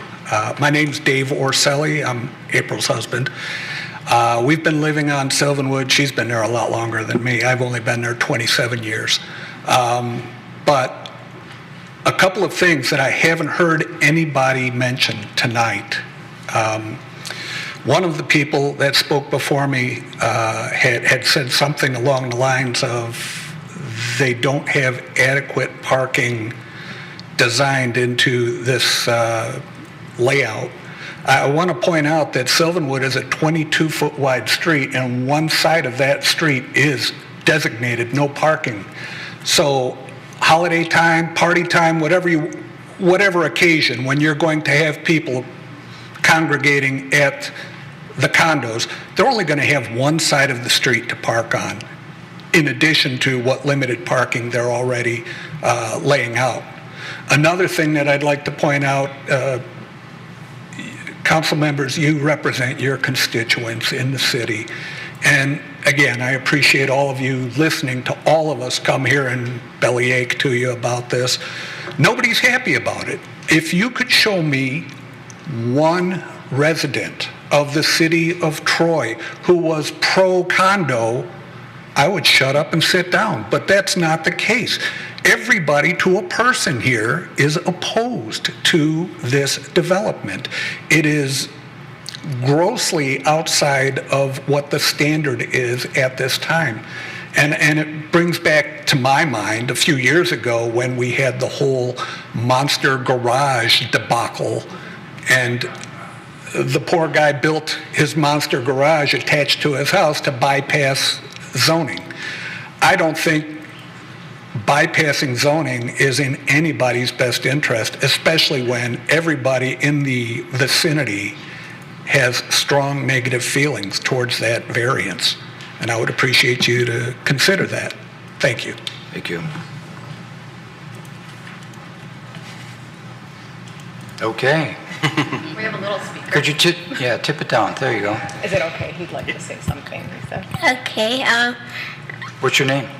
Christopher Herrick. Hi. So, okay. So, so like, if I'm crossing the street to see my neighbor and there's cars always driving, I really don't feel safe because I'm scared of cars driving over me. And, so like when I'm playing basketball, the ball might slip out of the hand and roll across the street, and then I can't get it because I'm not old enough to cross the street by myself. So there's going to be cars driving me. Thank you. Thank you. Hi, I'm his mother. My name is Maria Herrick, and I have the same concerns as the rest of the residents do about turning left onto Rochester Road from Sylvanwood. I also leave very early in the morning, and the snow, as the previous speaker talked about, is always a big issue because when they plow Rochester Road, it just kind of mounds on the end of our road, and so it makes it very difficult to cross. And that's one issue. The second issue is the trees and all the bushes that are overgrown. I have called the city about 3 times since I've lived on the street for them to clear it because it's really hard to see. You kind of have to really come out into the road enough. That's where kind of like the turn lane would be to get a good view of the road and turn left onto Rochester Road. So that's always an issue. The other thing is if I'm taking them to soccer or something, I want to turn left, I can't. Because it's so busy, I'm waiting there like 3 minutes, I just end up backing up and going through the neighborhood out to Square Lake Road. So these are, again, just concerns that all of the residents have, and like you said, we have small children who we also like to go for walks, and we can't because we don't have a sidewalk, so we just do it and we say stay to the left, like the whole time. So just please take those things into mind. Thank you. Thank you.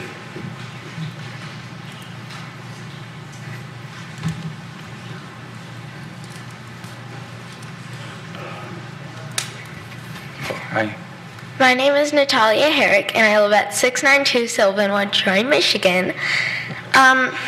One of my biggest concerns is probably when kids walk down the street, kids like me, they would usually like to run or ride their bikes, and what they're usually afraid of, and their parents are afraid of, is the cars. They might accidentally run over them, and in winter, all the snow usually gets on the road, and if you build the apartments, the condos there, then I'm guessing where they're going to put the snow is in the road, and that's where you usually get the tough turns. So, thank you. Thank you. Anyone else wish to speak on this item this evening? Seeing none, I will close the public hearing. Return it to the table for resolution. Anyone wish to get the resolution on the table?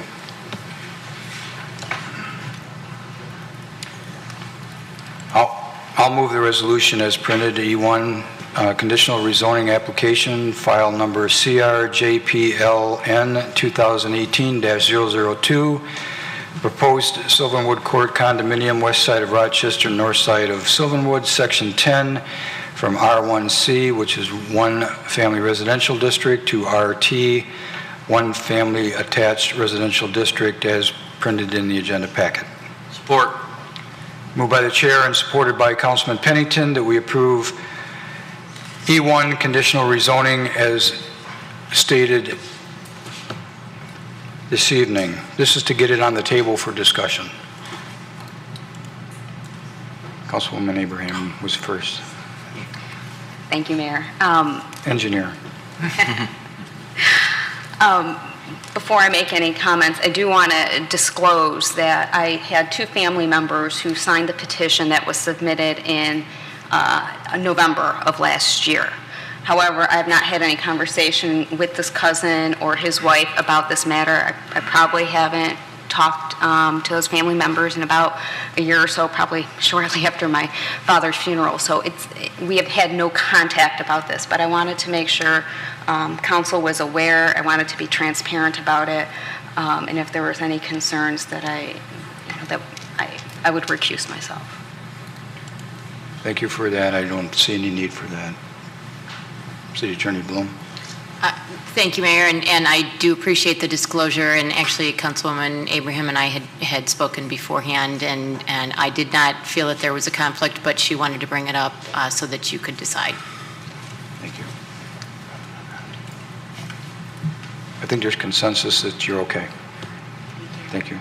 Did you want to make your comments at this point? Sure. Okay. This development reminds me of two other developments that have come to council in the past 2 years. One of which is the townhouses that are being built along Livernois at Square Lake. And having visited there recently, it doesn't seem to be a great fit. It seems like it doesn't fit into the neighborhood. I went into the complex itself. Parking was quite difficult in there, and frankly, maneuvering in there was rather difficult as well. I had to back up quite a bit because I couldn't turn where I needed to turn. It generally felt a little bit unsafe. And I think it was 3 Planning Commission meetings ago, even one of our Planning Commission members who had supported that project had said, perhaps this was a little bit too much density. Maybe this is not, we wouldn't want to go this far again, or maybe this is the limit of how far we may want to go. And I tend to agree with that position. The other project that this reminds me quite a bit about was the McClure apartment complex that came forward to council about 2 years ago. And it too had relatively narrow streets, probably 22 feet as well. And parking may not have been available on either side of the road in that section, or maybe just on one side, but there were no sidewalks. And my concern at that time was the safety. There was a lot of young families. There was a school in the area. It was a cut-through that many people used to also avoid traffic at the intersections. And I feel very similarly for the Sylvanwood proposal that's being brought forward. I went through Sylvanwood over the weekend just to make sure my sense of the neighborhood was, in fact, how I last remembered it, and it was. I feel extremely uncomfortable supporting the project given the lack of parking. I think it's 3 guest spots with the assumption that there's 1 car that could park in the garage and 1 in the driveway. So 23 spots total. I'm a bit concerned because these units are 2 and 3 bedrooms. I would say probably on average there would be 2 cars there. If there are guests, holidays, parking would be very limited on Sylvanwood. So my concern is twofold. One, primarily, is the safety of the residents in that neighborhood, given that it is a cut-through street, unfortunately, and the lack of parking on a very narrow road. And then secondly, I don't think it conforms with the neighborhood. I think it doesn't fit in very well. It's a nice complex. It just doesn't fit in right there. And I don't feel that the rezoning would be appropriate. Thank you. Thank you. Councilman Pennington. Thank you, Mayor. I want to echo some of the same things that Councilman Abraham said, but I disagree with a couple of others. First, I want to address some of the residents. To hear from the young lady at the end that said she's for change in Troy, that's so it's so good to hear that, because we never hear anybody that's wanted to hear any change in their area.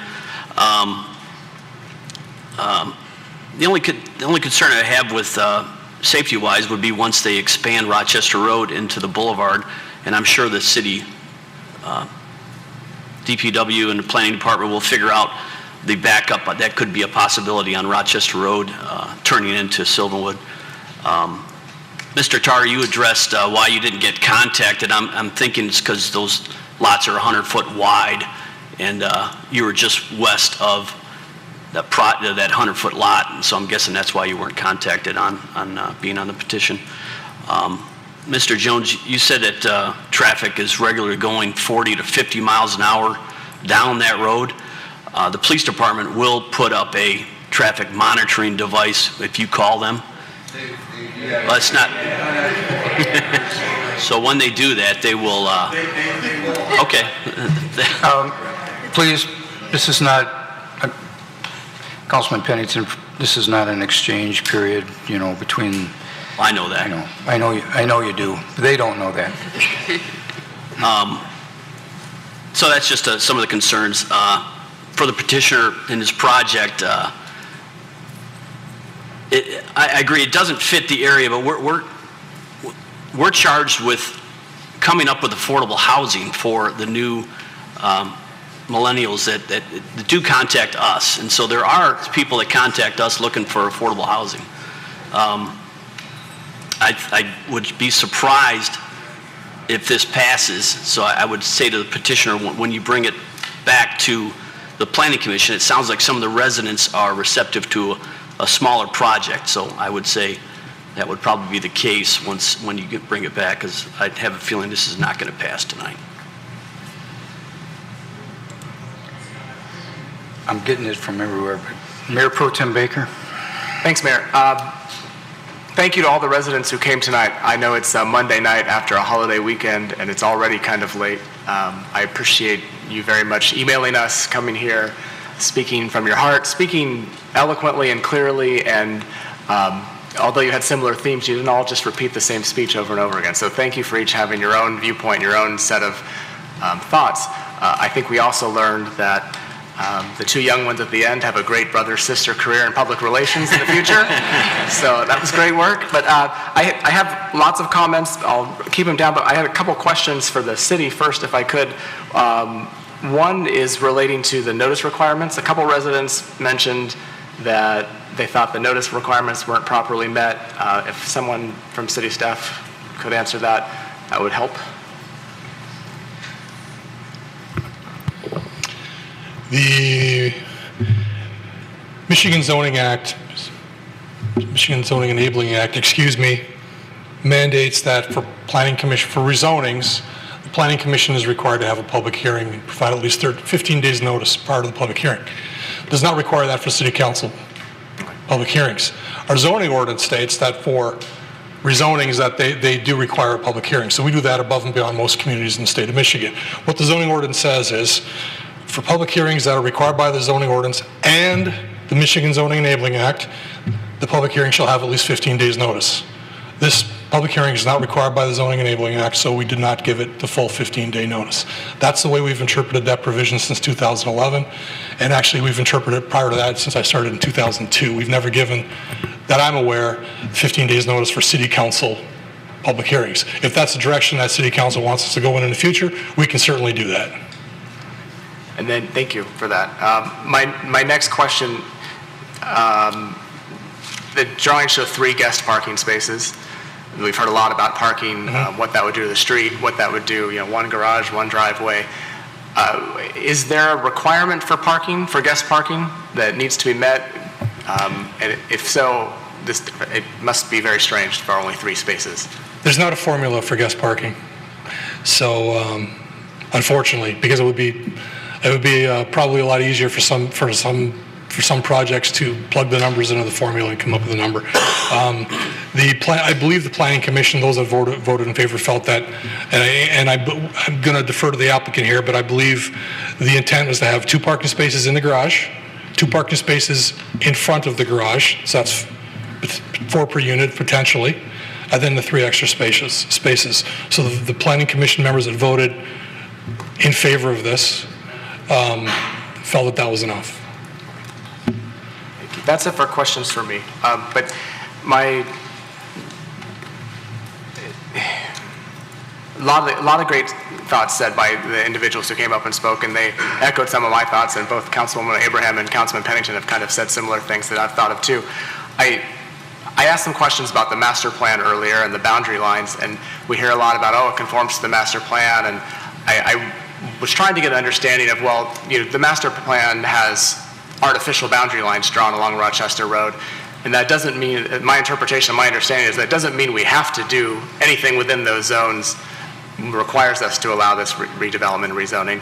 And I think, and this has come up fairly frequently over the past couple of years with projects such as this, that our master plan seems to be a little out of step with some of the residents in the neighborhoods where these plans go. And I know that we've talked about way back before things kind of got out of control on some levels in the city. We had a joint meeting with Planning Commission because there'd been a disconnect between projects that they were recommending and then projects we weren't approving. And it seems to me that we need to continue those conversations with where the master plan maybe needs to be fine-tuned, and how we can get to a point where we are not having developers invest a ton of money to get to a process where there may be not the result they were hoping for a year later, months and months later, or a year later. So I think that's something we always need to be looking at. I frequently hear from people, nobody cares about a project until it's in their backyard, and then, it brings out the NIMBY talk and everything. I don't necessarily think that's the case. I think, I think all of us prefer not to have new things in our backyard unless we really love it. But, I've been told about, there's a whole movement called QIMBY, quality in my backyard. And I think some people are more, would be more accepting of things if quality projects came in. Not to say that this project isn't a quality project, but quality is defined in many different ways, including, its conformity with the neighborhood. And I think it was Mr. Mitkowski who said early on, he's okay with change in Troy, but I think there's a difference between good change and bad change, and I think a lot of the residents do too. And we need to be very mindful that it's so important to have good business development dollars put into our city. We do have a housing issue, and quality, affordable housing is important, but that doesn't mean we can just give the appearance of approving every development project that comes in. If you looked at the projects we've approved over the past few years, the grand majority of them we have approved, the developments that have come to the city of Troy. I think that, I know I really value quality development, and providing the proper processes and having community and resident feedback as well as business and developer feedback is very important to have a balance in our city. I look at this project and I think it's great to see something different. It's new and it's interesting, but it doesn't look right to me on Sylvanwood Drive right there. You look at the aerial maps, you look across the street and you have a single family home. I just don't think that's what over 20 years of master plan and land use analytics, I don't think that what people were looking for was that hodgepodge mix. It's always hard to be the first such development of that nature and to start changing things, but one of you spoke about a precedent setting and what that does. I don't think our city will be best served and our residents best served, or our businesses and our developers best served by having a mix and match artificial boundary lines of condos and single family homes and such. We're going to have change in this city. We are, no matter what. And if we want to have change and development to keep our city growing and be prosperous and provide the services that we do to our community, but doing it in this fashion I just don't think is right and appropriate.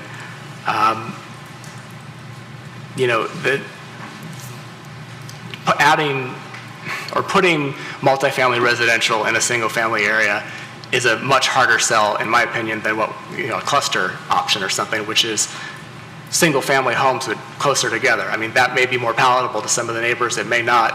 I'm just throwing that out there as an option. We look at so many projects that come before us, but we can't deny when you have 20 people come up and worry about their children walking in the streets, their pets, their lives, the safety of everything.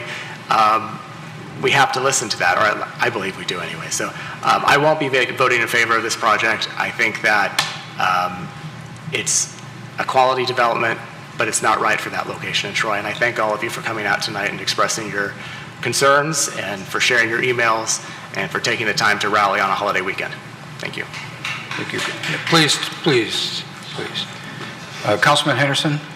So in full disclosure, Mr. Tarr and I used to run around in the woods over in Sylvan Glen when we were going through middle school. And I think his brother was my teacher in middle school.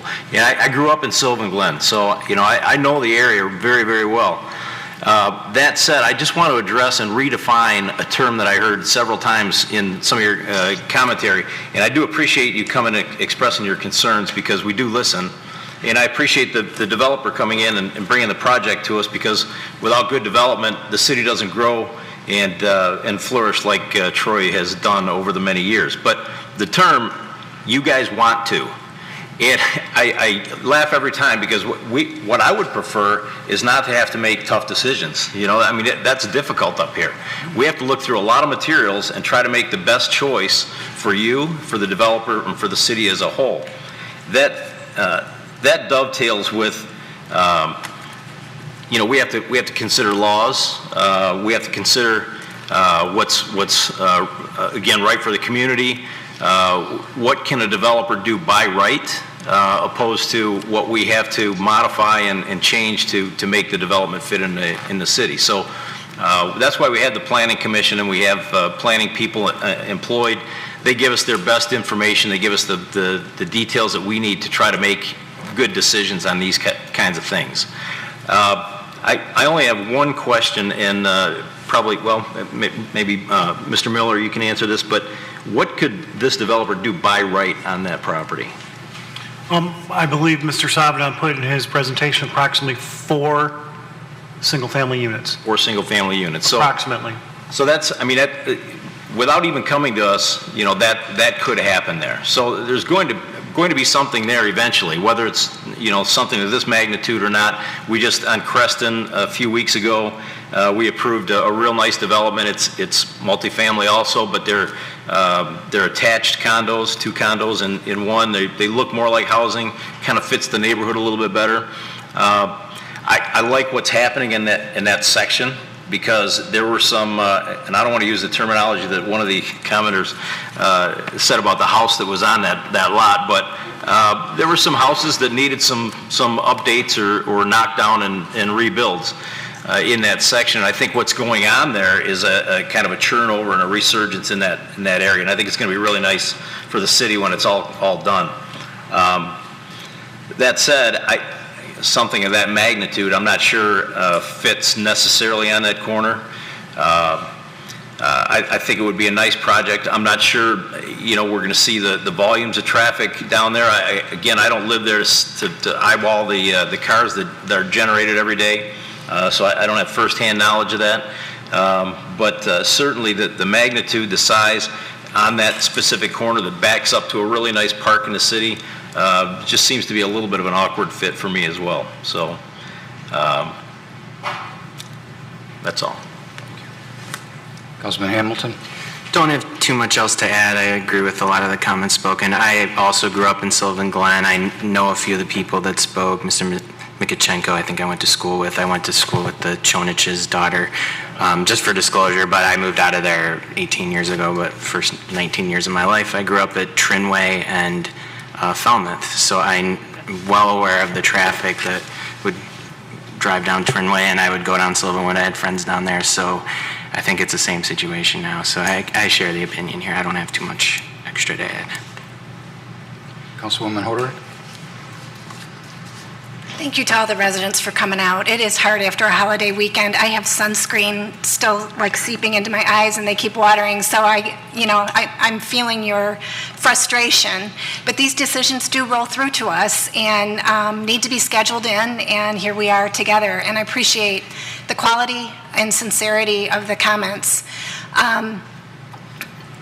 This project is reminiscent to me of the McClure decision we had to make a couple years ago. I call it, kind of a mini McClure. It's not as big a project, but it's a very similar safety concern that I do know is legitimate. I'm very familiar with this road. My daughter had a friend that lived on that street, and I drove that street many, many times, and I do know and understand. The process for these projects coming to us. There's petitioners that come to the city, they look at our master plan, they look at what they might be able to do, and it goes through Planning Commission and then to us. There's a reason that happens. We're elected to represent our residents and to hear and understand and balance your input against the law and what what's allowable.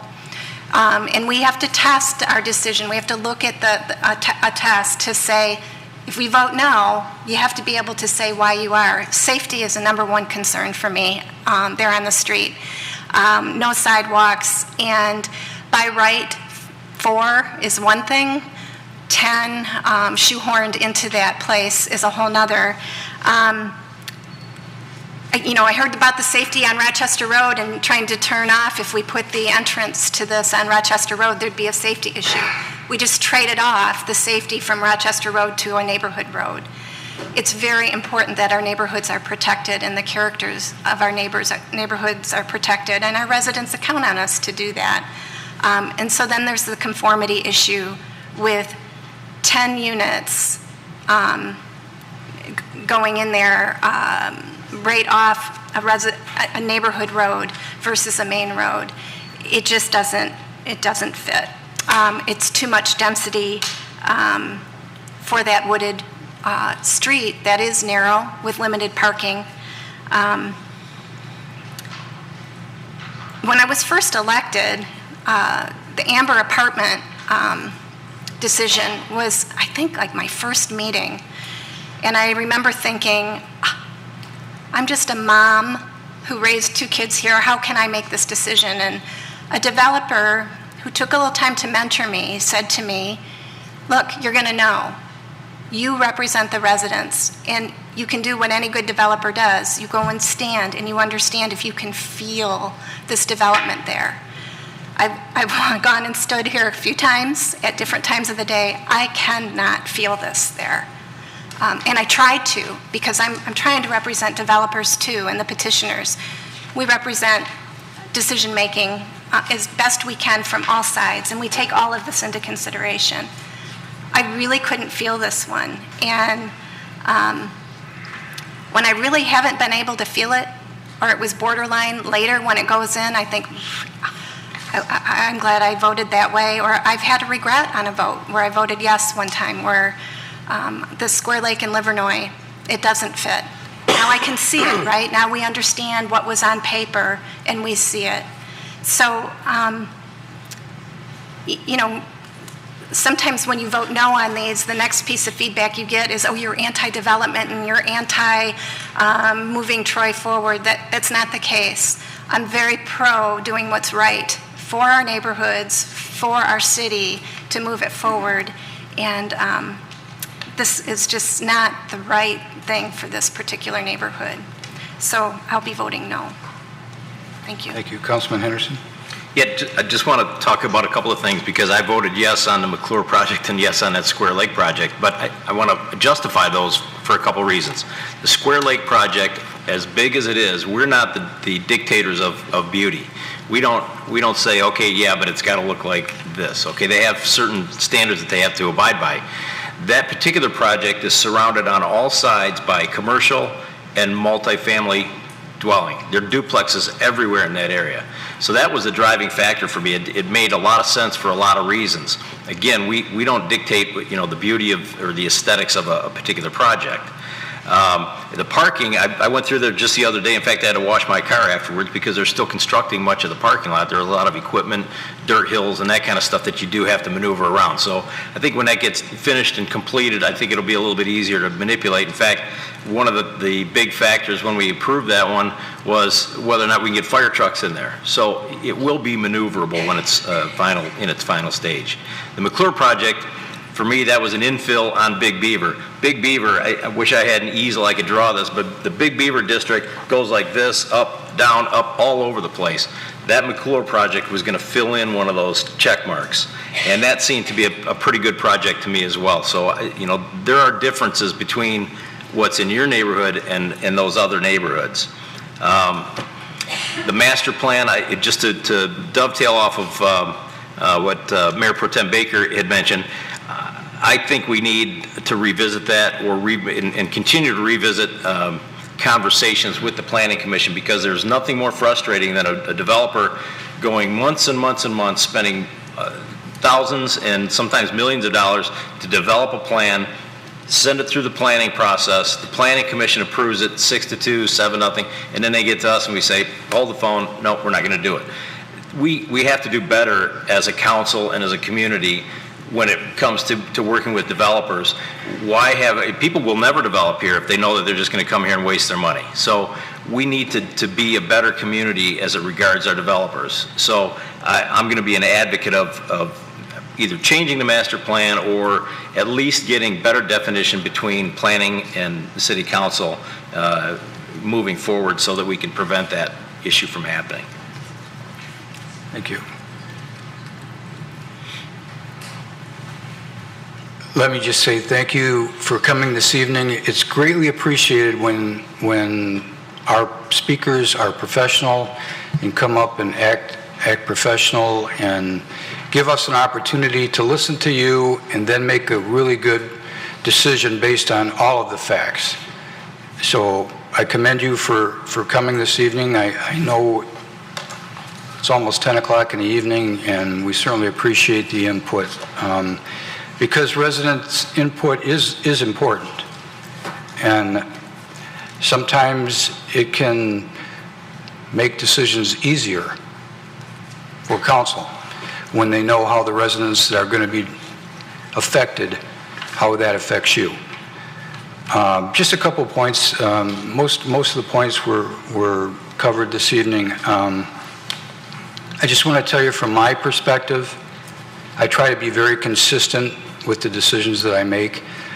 Every development is a little bit different, but yet I still think it's important to be consistent with the master plan. I think it's very important, in my opinion, and this is just my perspective, to support the administration that does most of the work before it gets to us. And the Planning Commission also. They do most of the vetting for us before it gets to us. So we read their documents, we listen to the administration, and very, very rarely, from my opinion, do I deviate from their recommendations.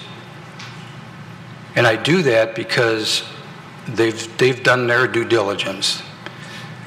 But I did listen to what was said tonight. I listened to council, and my advice to the developer is, I think you need to put something a little smaller there.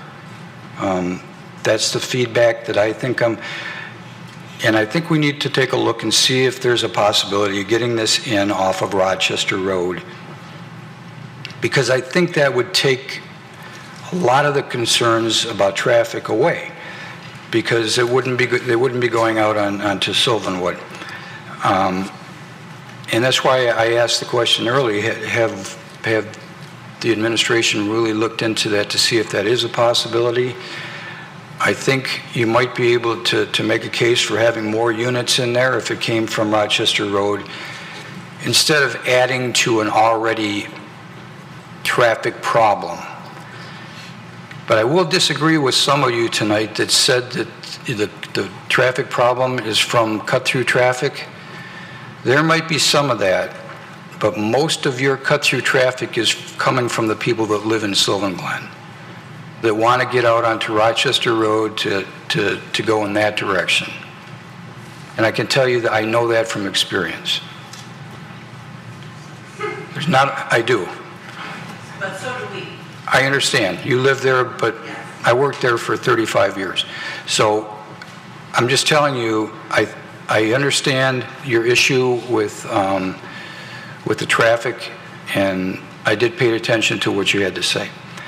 But once again, to the developer, I think it's pretty obvious that this is going to get defeated this evening, so I think you need to go back and look at something smaller and maybe take a look at coming in off of Rochester Road. City Attorney Bloom. Sorry, Mayor, as soon as you're done, I just wanted to confirm, this is a conditional rezoning, and I just really want to make it very clear that, that the developer should not take it, that if he does come back, that would be approved. This is a conditional rezoning. We accept, you decide the case based on the conditions that are offered to you. So I just wanted to make sure that that was clear in the record. That is clear. It's, if there was another conditional rezoning that came back with something different. But this particular conditional rezoning, I don't believe is going to pass this evening. So if there's no more questions, we'll call for the vote. Mayor Slater? No. Councilmember Abraham? No. Mayor Pro Tem Baker? No. Councilmember Hamilton? No. Councilmember Henderson? Nope. Councilmember Hoderick? No. Councilmember Pennington? No. Motion was defeated. Thank you so much for coming this evening. We're going to take a 5-minute break.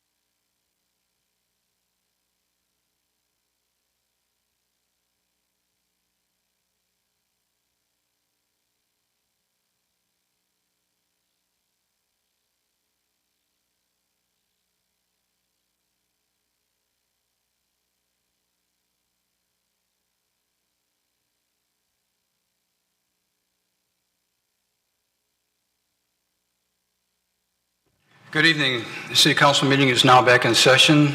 Next on the agenda is public comment for items on the agenda from Troy residents and businesses. Did Mr. Savage leave this evening? I'll call on John Clueless, Troy resident who wishes to speak. Mayor. Yes. The comments that you're looking at are for L1, which is items not on the agenda. Oh, thank you for clarifying that. We'll get to them then. So no one did sign up for public comment for items on the agenda from Troy residents and businesses, so we will move forward. There are no postponed items. And next will be regular business. I-1A are mayoral appointments. I have one appointment to place into the record. I hereby appoint Marty Nolenberg to the Downtown Development Authority for the term that expires 9/30/2019. Support. Moved by the chair and supported by Councilman Henderson that we appoint Marty Nolenberg to the DDA, the Downtown Development Authority, for the term that expires 9/30/2019. Any discussion? The vote. Councilmember Abraham? Yes. Mayor Pro Tem Baker? Yes. Councilmember Hamilton? Yes. Councilmember Henderson? Yes. Councilmember Hoderick? Yes. Councilmember Pennington? Yes. Mayor Slater? Yes. Motion passes, and thank you to Marty Nolenberg for stepping forward to be on that important board.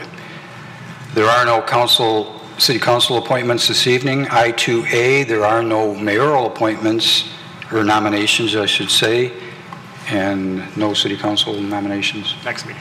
Next week. That takes us to I-3, which is a request for closed session. Mayor Pro Tem Baker. I'd like to move I3, request for closed session. Be it resolved that Troy City Council shall meet in closed session as permitted by MCL 15.268E, Ryan Wolfe Troy, and MCL 15.268H, MCL 15.243, subsections A, E, G, and M, as Support. printed. Oh, sorry, support. Who supported? Oh, I'm sorry. Moved by Mayor Pro Tem Baker and supported by Councilman Hamilton that we approve the request for closed session as read into the agenda packet this evening. Just a question for City Attorney, is that to discuss both items this evening? In closed session? The resolution, Mayor, would cover the closed session agenda that has been presented. That has been presented. Thank you. Any discussion on this? The vote, Ms. Dixon. Mayor Pro Tem Baker? Yes. Councilmember Hamilton? Yes. Councilmember Henderson? Yes. Councilmember Hoderick? Yes. Councilmember Pennington? Yes. Mayor Slater? Yes. Councilmember Abraham? Yes. Motion passes. Next on the agenda is the consent agenda. Anyone wish to remove a consent agenda item this evening? Councilman Henderson? Move all items on the consent agenda as printed. Support. Moved by Councilman Henderson, supported by Councilwoman Hoderick, that we approve all items on the consent agenda as presented in the agenda packet this evening. Any discussion on any of those items? The vote, Ms. Dixon. Councilmember Hamilton? Yes. Councilmember Henderson? Yes. Councilmember Hoderick? Yes. Councilmember Pennington? Yes. Mayor Slater? Yes. Councilmember Abraham? Yes. Mayor Pro Tem Baker? Yes. Next on the agenda are memorandums and future council agenda items. K1A is an announcement for a public hearing on July 22nd, 2019, which is a rezoning request, file number ZJPLN 2019-0010, proposed Big Beaver West rezoning, west side of Alpine, north of Big Beaver Road. Rather than read all of this as printed in the agenda packet, A and B, is that okay? Thank you. Now we'll move to public comment for items not on the agenda from Troy residents and businesses. And is Mr. Savage, does anybody see Mr. Savage? Okay. John Coolers.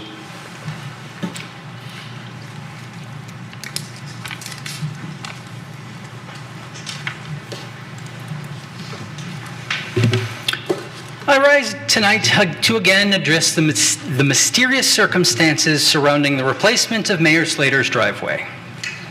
Thanks to the press release from the June 17th meeting, we now know that Mayor Slater had his driveway replaced in 2016. However, Mayor Slater only brought its replacement to the attention of city staff in 2018. Why bring this to the attention of city staff in 2018 and not 2016? I find this fact curious. So I've submitted a series of FOIA requests for more information, hoping to resolve this mystery. I've supplied some of my results to you in a handout. First, I FOIA'd the Delisio contract signed by Mayor Slater. In the general conditions portion of the contract, it states that Delisio shall not perform work by private agreement with property owners adjacent to the project unless written consent by the city is given. The June 17th press release acknowledges that Mr. Slater's driveway was done by Delisio adjacent to the slab replacement work. So I FOIA'd all the documents related to the slab replacement for the Telford Ridge subdivision, including any documents relating to any private residents that participated to replace their driveway. The only responsive document I received is the third page of the handout. It appears that no written permission was sought or given. Finally, the press release stated that Mayor Slater's driveway has been inspected, so I FOIA'd the inspection and approval of the driveway. According to the city, that record does not exist. See page 4 of my handout. So as far as I can tell, Mayor Slater's driveway was replaced in 2016 without written permission as required by the contract, without a permit, and without an inspection. And Mayor Slater only brought attention to some of this during last year's revelations about Brian Kishnick. The sentencing memo that summarized Brian Kishnick's crime stated a councilman who learned about the driveway confronted Kishnick and advised him to pay for the improvements. Were you that councilman, Mayor Slater? You had both motive and opportunity. You were having private conversations with Delisio while you were having your driveway replaced. Did Delisio approach you about Kishnick's driveway? And in turn, did you talk to Kishnick about it? I would reiterate my point that an investigation by this council into this matter is appropriate. Unless, of course, Mr. Slater would like to start being transparent tonight. I would like answers to my questions now, not from the council table, and not in a press release that compromises the integrity of city staff. Thank you. That concludes those that have signed up for the opportunity to speak for public comment on items not on the agenda from Troy residents and businesses. Any response from council or administration? There are no council referrals this evening, so we move to public council comments. Any council comments this evening? Seeing none. Any comments on the reports this evening? Mayor Pro Tem Baker. Thank you, and thank you for the report on SISMA, and your city's recommendation is not to join SISMA right now. I was just wondering if that has been communicated to Commissioner Kuhn, who seems to have precipitated a lot of this conversation as of recently, and if not, could it be? So he's, yes, I know it's public, obviously, but I think it would be kind to let him know. Thank you. Any other comments on the reports this evening? I don't see that anyone has signed up for comments on items not on the agenda from Troy residents and businesses. There is a request for closed session this evening, so we would adjourn to the closed session and meet in the boardroom in about 5 minutes. Thank you for coming this evening.